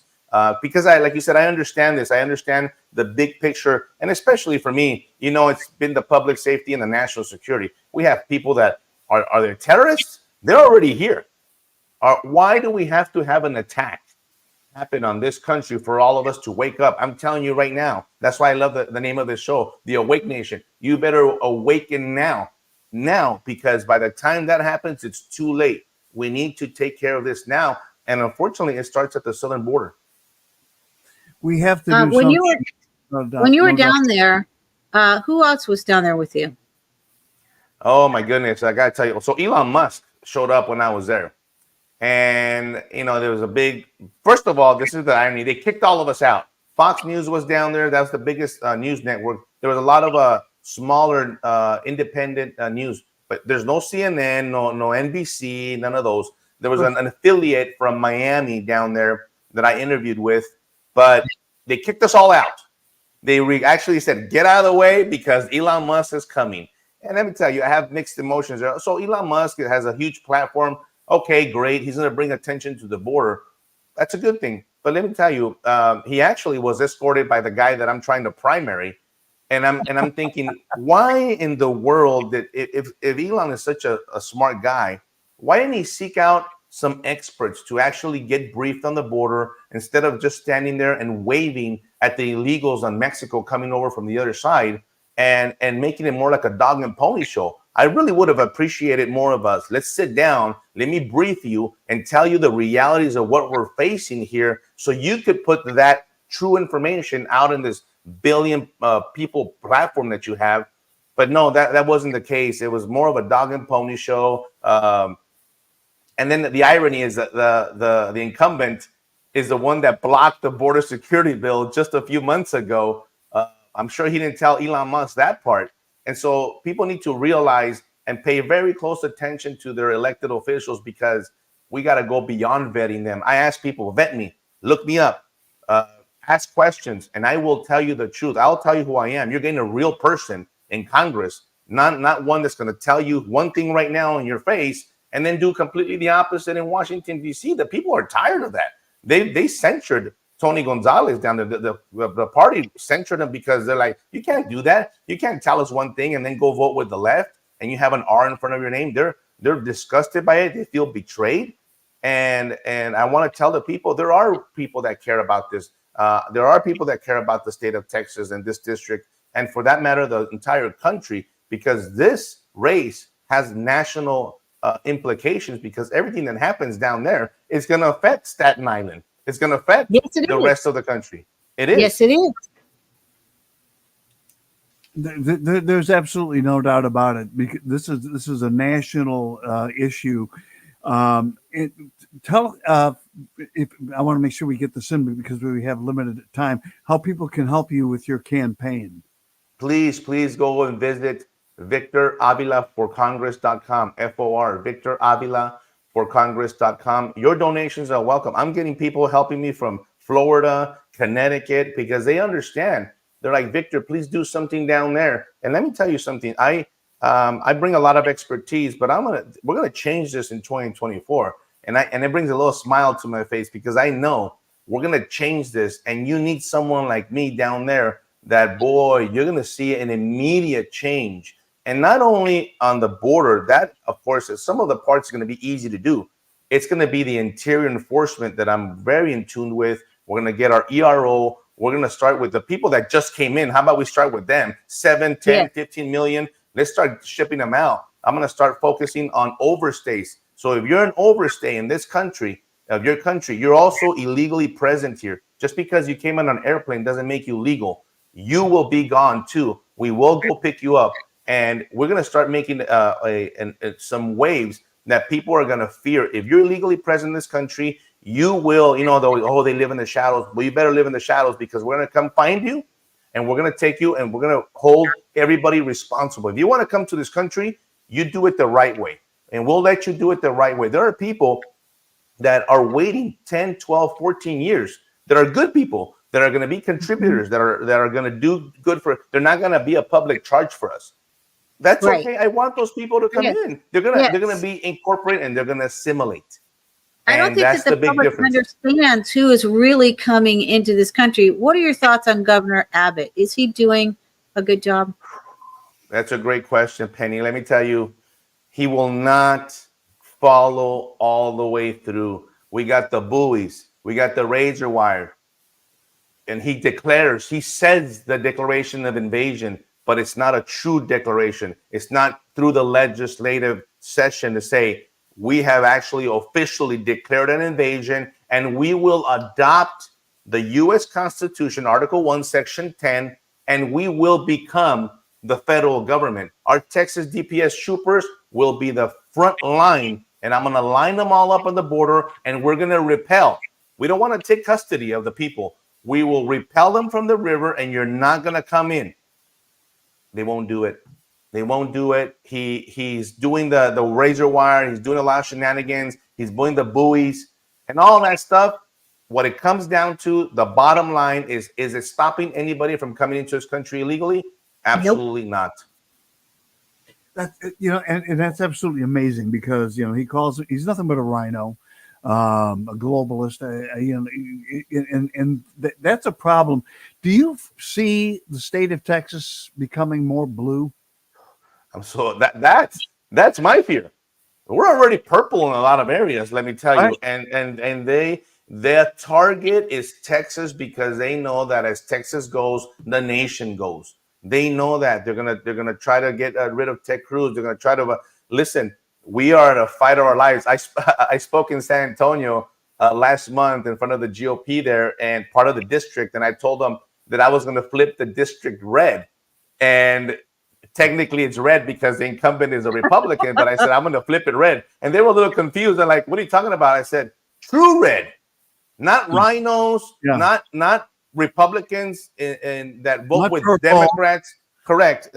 I'm talking about a true conservative human being with good values. And I was having this conversation last night. I spoke in Abilene, Texas, and I tell them, listen, this is good. I believe in God. I believe in family. I believe in my country, and I believe in the rule of law. What's wrong with that? I'm never going to apologize for being an American and for being a proud American, and I want more people to show their pride. I want more people to be patriots and not be afraid to show it. We need to wake up. I think that's absolutely fantastic. You sound like the type of individual we need in our public service, and it sounds like what you want to do is become a real public servant, not a career politician either. That's what I tell people. I said, listen, I understand my role. I'm the employee. You're the employer. I know that. Believe me. I'm not gonna. I've worked in the government. I understand, and I know that what my role is what you're gonna send me there to do. And the decisions that I'm gonna make are based on what's best for the district and the people, not what's best for the swamp or a special interest. Give me a shot to get in there. I don't want to do this for 20 years. You're absolutely right. This is not a career change for me. I want to continue my public service in this capacity. There's the best way I think I know how, with my experience and my foreign experience. I think that's invaluable. I want to go to Mexico and I want to hold them accountable. I'm talking about sanctions. I'm talking about, listen, these people over there are not our friends. They don't like us. You worked with I was standing. I worked there. Believe me, I know. I was standing in the bank of the Rio Grande River, and there was Mexican immigration on the Mexican side. What are you doing? They're doing nothing. They're absolutely enforcing no laws. By the way, all those people are illegally present in Mexico too. Why isn't Mexico deporting them? Why isn't Mexico building a wall on their southern border? I want to see real solutions starting on that other end too. Not all of them have to be on our side. I want to go meet with the nations in Central America and Mexico, and I'm going to shift the burden back on them and said, if you decide that you're not going to do and be a real true partner and a good neighbor, then we're going to have sanctions. We're going to cut you off financially where it hurts. We're going to, even when it comes to trade, as you guys know, we have a multi-billion-dollar trade with Mexico and the free trade agreement, but we have to do something. If your bananas and avocados and limes and whatever else comes through that border, we might have to start sanctioning and saying, we're going to put a fee, not just a tariff. I'm talking about an additional fee for every person that you have from your country illegally here. We're going to deduct $250,000. So how many people from Nicaragua did you let come into our country legally? There's 100,000 of them. Well, 100,000 times 250,000 is how much less money you're going to get from us, or you owe us money now. Because right. I mean, we got to use some kind of power here. And I know money is one of them. The cartels is the other, designating them as foreign, a true. I know how to designate them, a true designating. Not saying, not talking about it. I'm saying we're going to designate them just like ISIS. And if in Staten Island and in New York and in Chicago, you are now dealing with a terrorist organization because you're selling their fentanyl and their meth, we're going to pick you up too, because you can't be associated with a terrorist organization. I'm telling you, we got to change it, and we got to think outside the box. The days of me investigating someone for 2 years are long gone. We got to go after it very aggressively, and we start with the cartels to also impact who? China, who's also has a free-for-all in Mexico. China, the Taliban, Hezbollah, Hamas are in Mexico. They're in Mexico. They work with the cartels because the cartels have billions of dollars and it helps them finance their terrorist activities. This is the link that ties the global threat that we face in our nation right here next to us in the southern border. And that's the bigger picture. It's not just the people coming across the river. Let me tell you, I'll be the first one to tell you, we're going to stop that too. But that's a small, if you think about it, that's the easy part. We take these people back, but it's the bigger implications of having lawlessness down there, because that's what I saw. It is very demoralizing. Let me tell you, I went through emotions. I was upset. I was very upset when I was standing there because I couldn't recognize my country. I'm like, what in the world are we doing here? This is not the right way to do it. And being a law and order guy, I'm like, this is, and them doing it deliberately and forcing our agents. And let me tell you, a lot of people have been kind of turning on our Border Patrol agents. Oh, why don't they stand up? Why don't they do this? Why don't they unite? I would love to see that, but I understand the fear that this administration has instilled in them with the threatening of their jobs, and their pensions. It is a horrible situation to be in. That's exactly. Victor, we're going to be bringing you back on hopefully a weekly basis. Your information is extremely valuable. You got my vote. You know, I'm a Texan, and unfortunately, so Elon Musk. For you too. If I Well, I appreciate the support, guys, and I appreciate the platform to get the word out. I will always tell you the truth. I'll tell you exactly. I'm going to be back in El Paso soon. Heading to San Antonio tomorrow, and I will be. I'm on top of it on a daily basis. Just right now, it hit. There's an organization. They actually put out an ad, if you will, to hire people to transport unaccompanied children throughout the nation. I mean, they're hiring. Think about this. This is child trafficking in front of us. I've already seen it, by the way. It's legalized. It's legalized. They're normalizing, David. They're normalizing the child trafficking. They're gonna hire people, who knows who. They're gonna say, "Can you take this 4-year-old little boy or girl to Staten Island, to Chicago, to Denver, to disappear Seattle. him. He becomes a sex slave and a satanic ritual abuse victim." Oh, good Lord. Penny, this is what I did in my career. I want people to understand. I'm a subject matter expert in human trafficking investigations and victim identification. I rescued these children. I rescued these women, and from mostly from sexual exploitation, but also did forced labor. I cannot believe that we are allowing, if we cannot get behind on saving the children and taking down the cartels that are killing our other children with fentanyl, then what else? This is not, if you think about it, it has nothing to do with politics. This has to do with life and death. It has to do with public safety. And one of the things that I hear a lot is people do not feel safe.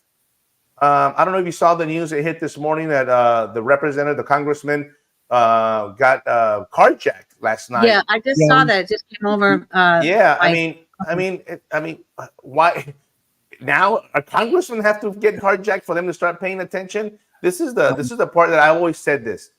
By the time you become a victim of the crime, it's too late. I don't want any more victims. I don't want any more victims, especially U.S. citizens. And for that matter, guess what? The illegals themselves are drowning. I saw a lady there. Unfortunately, Victor, I hate to cut you off, but we're out of time for this segment. But we're going to have you back on a weekly basis, as Penny said. We support your campaign 100%. Love you, Victor. Your website out one more time. Victor Avila for Congress.com. Go give your donation. Everything helps to get me going down there. All right, we'll do it again in a week or so. So I promise. And I'll keep sending you stories. You keep me apprised too. We'll follow you all the way to the finish line and to the win. I sure will. Thank you, guys. I appreciate the help. Thank you, Victor. Bye-bye. Victor Avila here on the Awake Nation. Victor Avila for Congress.com. All right, let's bring in our next guest, Gunnar Lindbloom, who is also a regular contributor. He's the author of the book. Are you ready for this? To Be a King. And there it is on the screen. You can see it right there. You can order it at Amazon.com and any of the major retailers. How you doing, Gunnar? Good. How you guys doing? As you can see, I'm in the car on the move. I'm out camping with my friend, good friend Tyler Allen from Minds of Madness podcast. And so, like, we had to drive like 10 miles to a town where we could get a signal so they could do the show. So I'm actually in the car. He got some McDonald's. We've been out salmon fishing the last couple of days.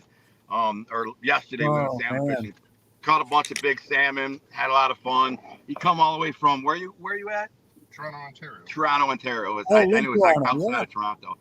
But if you guys don't know about Minds of Madness podcast, this guy's a superstar. His podcast is creeping up on 70 million downloads. So he's a big deal. If you just look up Minds of Madness, my favorite episode is about me. 113, yeah. Episode 113 called The Hustler. So, but he's an amazing podcaster, super high production value and stuff. So it's cool. We became friends after he did this podcast on me, and I gotta admit, man, like I've been the subject of a couple dozen podcasts, like true crime podcasts. This one was different, and because it was a really big one, and they said, we'd like to talk to your wife. Now, you guys know my story, my love story. I met my wife while I was in prison, and she waited 7 years for me. So she doesn't like to get on, she doesn't like any public eye, right? She's anyway, so she did this show, and they pieced it together. It took like a couple of months, and, and they're editing and all that. And then he published it, and I'm going to tell you, it was so powerful. In fact, well, first of all, listening to it, it brought me to tears. I mean, and my wife brought us to tears because it was so well done. But it told my story in a way that, like, it reminded me that there was no chance I was going to make it when I was a young man. Like, I was destined for prison. I was destined to be messed up. But one thing this podcast led to, and I've told you about the TV project that I'm involved with, Amon Asante, right? And so, yes. This podcast is what led to the TV series because the producer Yeah, the producer of the TV series heard this podcast. He was in the middle of doing a series of called Addicted to Love, which are these remarkable love stories, you know, like crazy, remarkable love stories. And they're these beautiful stories. And then he heard mine on this podcast. And he goes, dude, that's the most remarkable love story I've ever heard. It's incredibly beautiful. It's wow, your history. He's like, I want to make it a TV series. I'm like, okay. And then we started talking about how we would develop it and which way. And I like Armand Asante. And I said, we talked about like Armand Asante playing a future version of me, a retired version of me, like 15 years in the future. And it's a retrospective where I'm flashing back on my life and all these crazy things that I've done and did. But anyway, so that's this gentleman here is what led that to that. So I'm very appreciative of him. But that guy you just had on, Victor, I love that guy. So he's running for Congress. I do too. Yes, Yes, this is awesome. He's fantastic. He worked for ICE. He was a supervisory special agent in charge under Homeland Security investigations. He was shot 2 times, probably more than that. Just a staunch patriot, and he's definitely got my vote.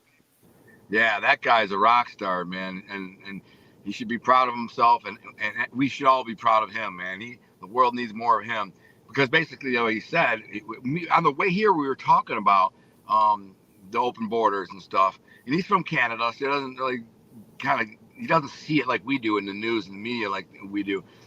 And it's really unbelievable that's happening at the border. I mean, there's literally a war at the border. You can't just, people at this point are even there's people like George Soros and stuff that are paying en masse for people to come from all over the world, in the Middle East, Africa, Central America, and just get here. Once they get here, they hand them a Obama phone, bridge card for food, clothing, a stipend, a house, whatever. And these people are like, wow, this life's better than the life I lived, back where I came from. I need asylum. They all say they need asylum. But here's the thing, and this Victor would be a good subject point for him to talk about. In times past, and I'm going back thousands of years, when you began to have a corrupt or dictator or whatever government, the men of that society would band together. They would arm themselves, and they would fight to take their government back or take their land back. And then the good people would win, and they'd overthrow the bad people. And this is how, it goes back eons. Wars from, we all know about the British, in the Romans and all that, but that's just how it is. These men coming over, they're not willing to fight for their country or their family or a better way of life. They just think, if I can get to America, I can get a free life. And of course, the people who are inviting them in just hand them this stuff and go, by the way, the Democrats gave you this. They're the ones that are going to keep giving you this. So vote for us. Now, if you get 7, 8, 10 million people, they can make all the difference in the world, as far as an election. And so there's a war right now, and it's an illegal, very surreptitious war that the far left is waging on the country on our dime. What some people don't get, they're like, oh, they're seeking asylum. I'm like, listen, anybody can say they're seeking asylum, just come over. It's not that easy. We can't afford it. Just like we can't afford to give $200 billion to the Ukraine. Why isn't this war ended in Ukraine? Why don't we ever see any footage or videos of like battles and things taking place in Ukraine? In the era of TikTok and Instagram. That's right. Right. Yeah, absolutely. You would think that everybody's got a cell phone. Everybody's got a camera phone. If there's battles and war waging all over this country, $200 billion, $300 billion war, there should be thousands and thousands and thousands of battle scene, people out their window, shooting, fighting, bombs, missiles crashing, boom, explosions. I can't find them when I search for them. Can't find them. I found some that were training exercises. Yes. This is war in Ukraine, but it's an American U.S. training exercise, and or some demolition, like they blow up a bomb, you see a big building blowing up, right? But you can see the detonation process, boom, boom, boom, boom, boom, boom, boom, boom, boom, and a big thing comes crying out. The people are so naive; they think, "Oh, that's war. They're blowing up." I'm not saying there aren't people dying and there isn't a war, but I don't think it's like you think or what they project. and they just keep saying, here's more money, here's more money, here's more money, here's more money, here's more money. And meanwhile, it's coming out of our pocket. And, you know, Gunner, yeah. I'd like to ask you about the fact that, so you were involved with mob, right? Organized crime. And you know about the nature of transnational criminal or criminality. So the people coming across this border are transnational criminals from China, from the CCP, from South America, from Italy. These are transnational criminals that are coming across our border. What are your thoughts on that? Listen, my thought is that at this point in the game, America is a crumbling empire. And I think we have no room for any. If someone comes over and they can document that they're an engineer, a doctor, a computer scientist, you know, somebody who's going to contribute to our society as a positive whole, then yes, we go through the system, we vet them, and we allow them in to contribute to our country, right? These criminals, like so many of these people coming over, in fact, are criminals. They're felons. They've been convicted of rapes and murders and child trafficking, drug dealing, on and on and on. And they're just letting them in. They were ordered by the Biden administration to literally take the barbed wire down, take the wall down, and just let them in. And when they come in, yeah. I don't know if you're aware of the story that I spoke about today. Gangs of illegal immigrants from South America are committing burglaries on upscale homes in Michigan. Transnational gangs from South America are committing high-end burglaries on upscale homes in Michigan, according to law enforcement. Oakland County Sheriff Michael Bouchard is sounding the alarm over a rash of burglaries targeting luxurious homes. Bouchard is warning local residents to secure their houses because illegal immigrants are committing home invasions to steal high-end goods. What are your thoughts on that? Oh my God. So first of all, the Oakland County, the county you're talking about, is a very wealthy county, and it's also the county that sentenced me the most time in prison. They gave me 13 to 50 years for extortion, right? I extorted somebody who owed me money. It's a long story, but ultimately that's a very wealthy enclave, that whole county.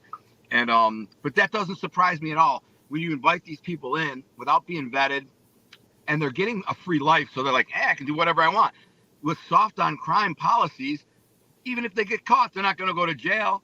And then if they do go to jail, they're going to scream, you arrested me because I'm racist. I'm here for asylum. You know, because they're going to say you arrested me because you're racist. Yeah, right. I'm here for asylum, and this is what you do, breaking into people's house. Here's what needs to happen. This is kind of a terrible thing to say, is let some of these homeowners who have guns blow a couple of them away. When they come through that door with a shotgun, boop, boop. David's locked and loaded. Yeah, most house. Damn right. A lot of Michiganders got guns, man. I would say probably 80% of the homes have guns. And if somebody sticks their toe through your door, blow them away. Because at this time and juncture in time, it's too dangerous. These people, like what are Tyler's thoughts on this? Tyler? I'm Canadian, so I don't know much about it. They don't have guns. They're not allowed to have guns. They're also there too. We have Tyler. we have long guns, but it's very difficult to get handguns. Right. Do you have the same infiltration problem in Canada? I can't say.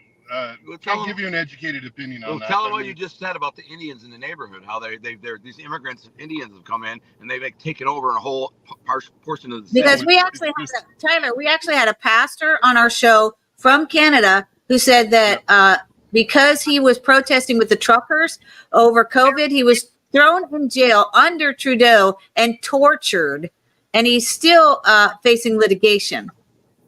Yeah, I've never heard that. Yeah, I mean, there's certainly we did have protests and stuff during COVID, and for masking and the vaccine and stuff. But no, I haven't heard that story. I mean, that sounds extreme and hard to believe that they would torture him, because anybody can say No, anything. that You know what I'm actually saying? did, Gunner. I'll send you the article. This guy was on our show. He was a pastor. He's for real. Yeah. Well, I mean, they don't have our problems.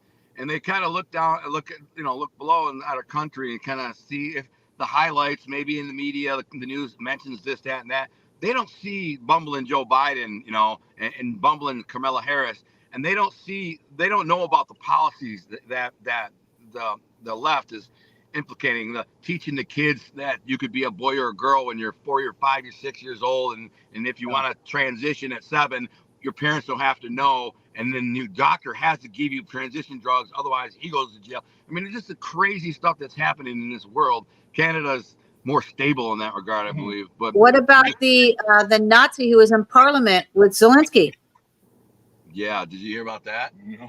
So yeah, Oh my goodness. so that's insane. They celebrated a Nazi, like they all gave him a standing ovation. This is a convicted SS Nazi. The old man, he's like 90 years old, and they're like, "Oh, we like to give our thanks to them." And everybody stands up afterwards. You know, that guy was a Nazi in Germany, and he was responsible for killing, thousands of Jew people. Yeah, and they applauded him. Yeah, they They applauded. announced him and said who he was, and they applauded him. And so there's been a big shakeup in regards to that apologized. parliamentary. Yes, really? They apologize. We're sorry for being insensitive to the Jews or blah blah blah. We're sorry for being insensitive. Yeah, I know. And so, but listen, Zelensky's a Nazi too. I mean, Yes, if you he really is. if you do your homework on Zelensky and his party and the people over there, those people they're not Nazi sympathizers. They were or are Nazis. Yes. But nobody says anything about that. Nobody benches up. By the way, Zelensky's a phony. He's an actor. He's a con man. He's a scam. And we're giving him hundreds of billions of dollars. And then when you say, where's this money going? Oh, for munitions and weapons. Can we see that? No, that's private, classified. You can't. We all know that money goes to an account, and then a handful of 6, 8, 10 people over there, they divvy it up to Swiss bank accounts and offshore Grand Caymans, blah, blah, blah. So you get a $50 billion chunk here. They may buy some munitions, and of course the defense contractors got the hand in that. Listen, give them 50 billion, and then we'll sell them, 40 billion in defense stuff, missiles and bombs and bullets. But some of that money is going to private pockets, and they're all buying private islands. I think Zelensky's, obviously he's probably just like, make it rain. You know what I'm saying? He's up in a strip club. He's got his tracksuit on. He's making it rain. This guy. Yeah, this is the same guy that was playing Havanagila with his dipstick. Yeah, I know, dude. It's embarrassing, but really not any more embarrassing than our own leader. You know what I'm saying? Joe Biden, he can barely get a coherent word out. True that. He's obviously on drugs. They probably in the morning give him a couple doses of Adderall, then they give him a couple Oxycontins, and he slurs and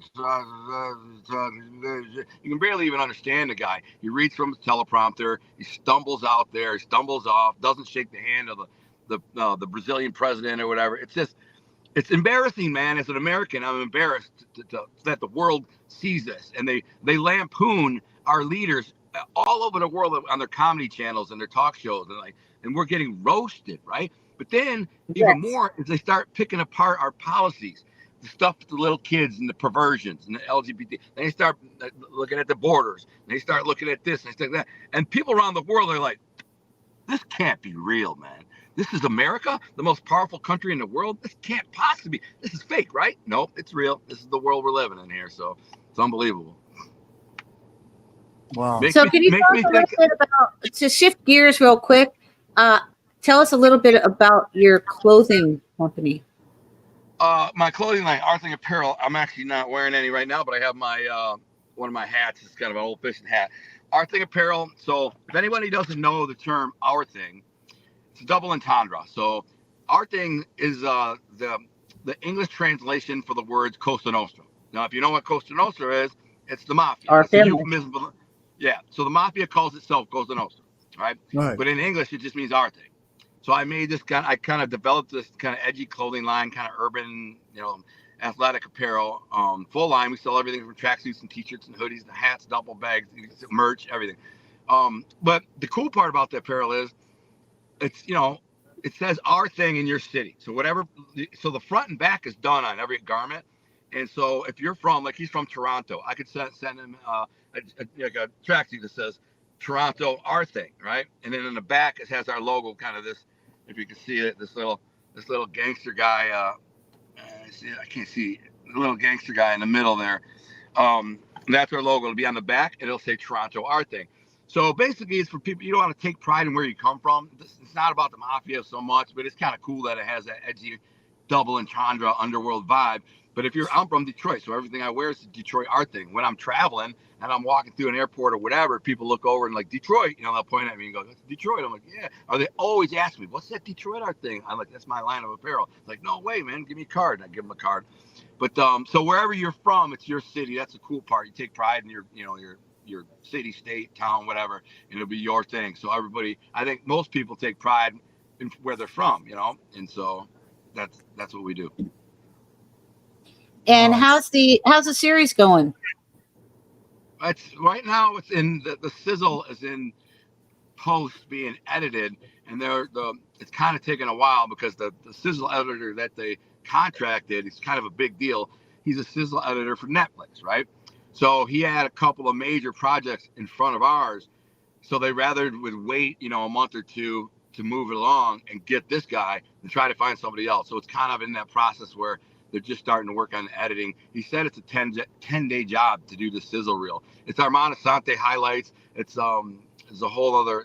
It's a production. Even though it's going to be a 3-minute thing, it's going to be what's used to go to Netflix and HBO and some investors. It's a trailer. It's the teaser. Yeah, sizzle reels is what they call it. It's kind of trailer to whatever. But other than that, I got my new novel coming out, which is called Snowman Chronicles, about 2 cocaine smugglers. I was just telling. Interesting. Yeah, it's a very big story. Very, very interesting story. So it'll rival Falcon and the Snowman? What's that? It will rival Falcon and the Snowman. My husband went to school. His parents taught at Palos Verdes High. He went to Rolling Hills High, but they were counselors with the 2 people that were Falcon and the Snowman is about a cocaine person that sold cocaine, and then they also sold state secrets. And his parents were counselors at that school with those kids. They worked for the TRW, and they were subsequently thrown in prison for, I believe, 40 years with the sentence that they were given for being spies. Wow, no, this is so nothing like that. My husband bought cocaine from the Snowman. That's why they called him the Snowman. Yeah. Well, that's a euphemism for a cocaine dealer, smuggler. What happens in about halfway through the book, they meet some girls in a nightclub, and he ends up taking the girl back, and she's trying to figure out what he does. And she wakes up the next day and she looks at him. She's like, I know what you are. You boys are snowmen.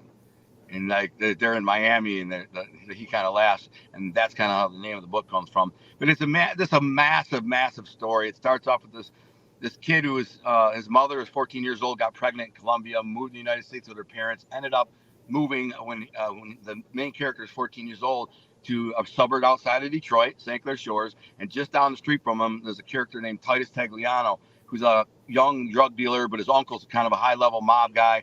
They become friends. They begin selling drugs together. The one guy ends up in the NFL for a couple of years, you know, kind of a low-level guy, just to back up, makes a couple $100,000. And the other one, the main character, Jimmy Rios, he gets in the cocaine game. He discovers that his cousin and uncle are major cocaine smugglers out of Arizona and California. But his other uncle, which is the brother of the other uncle, is a cartel boss in Colombia. So they start moving coke. And at one point he says, listen, how much money you got from your NFL stuff? Put up. He's like $250,000. He's like, I got $250,000. If we pool it together and go to Colombia and get a load, you know, we'll make $5 million or whatever. And it's real shady and scared, but they figure out a way to smuggle it. And they do it. So throughout the rest of the book, and that's just at the very beginning, they start coming up with these really clever ways to smuggle cocaine in the United States. One is through these toy 4-wheelers, the little 4-wheelers that little kids ride around. There's a battery under the seat. It's about the size of a brick of cocaine. And he sees it on the ground in his friend's garage, and he gets an idea. So they go to China and like circumvent the whole process of trade with China by bribing all these ministers of commerce and local guys. And Ian says, I want to buy directly from you. And they do. So they ship the toys to Colombia. They take the real battery out and put a fake battery. It looks like the real battery, but it's cocaine. Then they put it back on the boat and ship it to California, and they start bringing it in, but it's not enough. No matter how much they bring in, it's not enough because the markets demand more. The California market is like super, and they can get $20,000 a kilo. And California, so the boss is going, it all has to go to California. And my character is like, listen, I got buyers in Miami. He's like, but they only pay $16,000 a kilo. In California, they're paying $20,000 a kilo. So the guys figure out another way to smuggle in some more. They start a fishing company in Canada, and they have a commercial fishing boat, and they actually go down to South America, Colombia, load up these boxes of salmon with ice, right? But that's underneath, it's all this cocaine, and they bring it back. Really, you're salmon fishing right now, Gunner. Right, exactly. Exactly. Remember what they used to call cocaine? The cocaine cowboys. They would call it square grouper. It's called doing the research for the book. Yeah, exactly. Right. Well, what ends up happening is the Canadian Minister of Commerce, which I don't even know if it's a real thing. But I made this. What happens is he learns that these guys were smuggling all this cocaine in because the guy that set him up with the fishing fleet, he's friends with the Minister of Commerce, and the story gets really big. And so the Minister of Commerce meets with them and at this mansion on Long Island with a couple shady underworld dudes well, one's a hedge fund manager. We never know who he is, but he's like a billionaire hedge fund manager. And he basically says, I know what you're doing. You're doing a great job, but I need a piece. And they're like, what? She's like, to continue your operation in British Columbia, I need 30%. So they give him 30%, millions of dollars. But then at one point he says, I'm going to diplomatize you. I need 2 representatives to go to a UN function in Luxembourg just to fill seats, just like a party. It's there, a summit where they all talk about how great they all are and, bloviate. And so they said, really, you're going to make it? So these 2 drug dealers go to Luxembourg. And while they're there at their table, they meet this guy who's like a prince of Luxembourg, and he invites them to go party at this castle of his. And then while they're there, he starts talking about, I'm trying to buy a fighter jet. I want to buy a fighter jet. I don't know where I can find one. And the guy goes, I know a guy who's really into planes. He's in Monaco right now, and he's got an F1 team, an F1 race team. We can go down there and hang out with them and talk to them. So these guys, it's just bigger and bigger. And the next thing you know, they're making a $50 million movie. And dude buys a fighter jet. They're hanging out with the king of Kuwait. It's crazy. One gets shot in the ass. It just gets bigger and bigger and bigger. Well, I want people to buy the book, Hunter. So don't give the whole thing away. There's so much more. They buy To Be a King? To Be a King's on Amazon, or Audible and iTunes for audiobook. But yeah, To Be a King Volume 1. Just read the reviews. Go check out the reviews. I promise you'll enjoy it. I'd like to have Tyler on the show as a regular. You need to have time. Tyler. I just texted him my card. Yeah. You know what? Yours is the story of redemption, Gunner, and we really admire you because you made it through, man, and now you're doing good, and we wish you all the success with the books and everything. We look forward to having you as a continued guest on our program, and we're going to keep following your story. You're fantastic, man. You're freaking fantastic. Thank you. I appreciate you guys. You guys have a blessed week. We're going to go catch some salmon. All right, do that. Nice meeting you, Tyler. Kind of didn't see your face, but I looked you up. There he is. Good night, guys. Have a good one. God bless. All right, thank you. Gunner Lindbloom here on the Awake Nation. Yeah, I mean the guy's got a great book, but he's got many great books. He's a good writer. I don't want him to give the whole kit and caboodle away there. But, the whole, he starts to go through the whole thing, and it's fantastic. All right, that is going to. You are now awake, folks.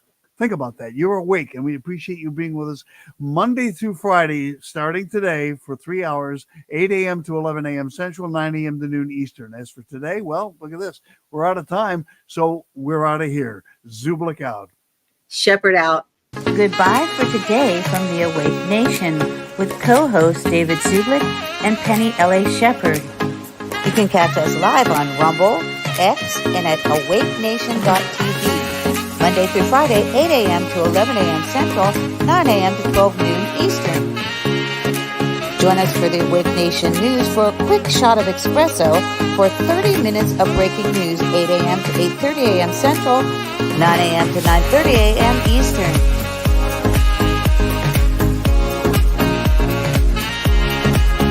The Awake Nation, the truth with a shot of espresso. On behalf of the Awake Nation, with co-host David Zublick and Penny L.A. Shepard, we humbly thank our Dark Outpost and Awake Nation family. We thank you for watching the Awake Nation and ask you to join us each and every weekday, Monday through Friday.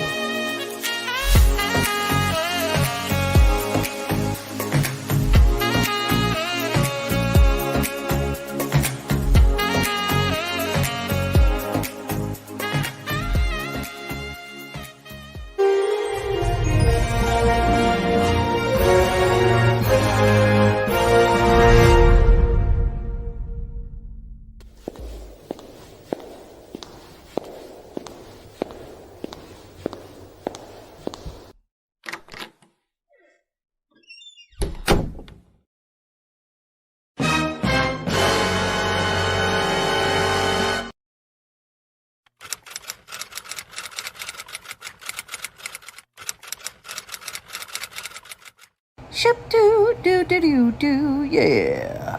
Ship doo doo doo doo doo doo doo. Ship doo doo doo doo, yeah.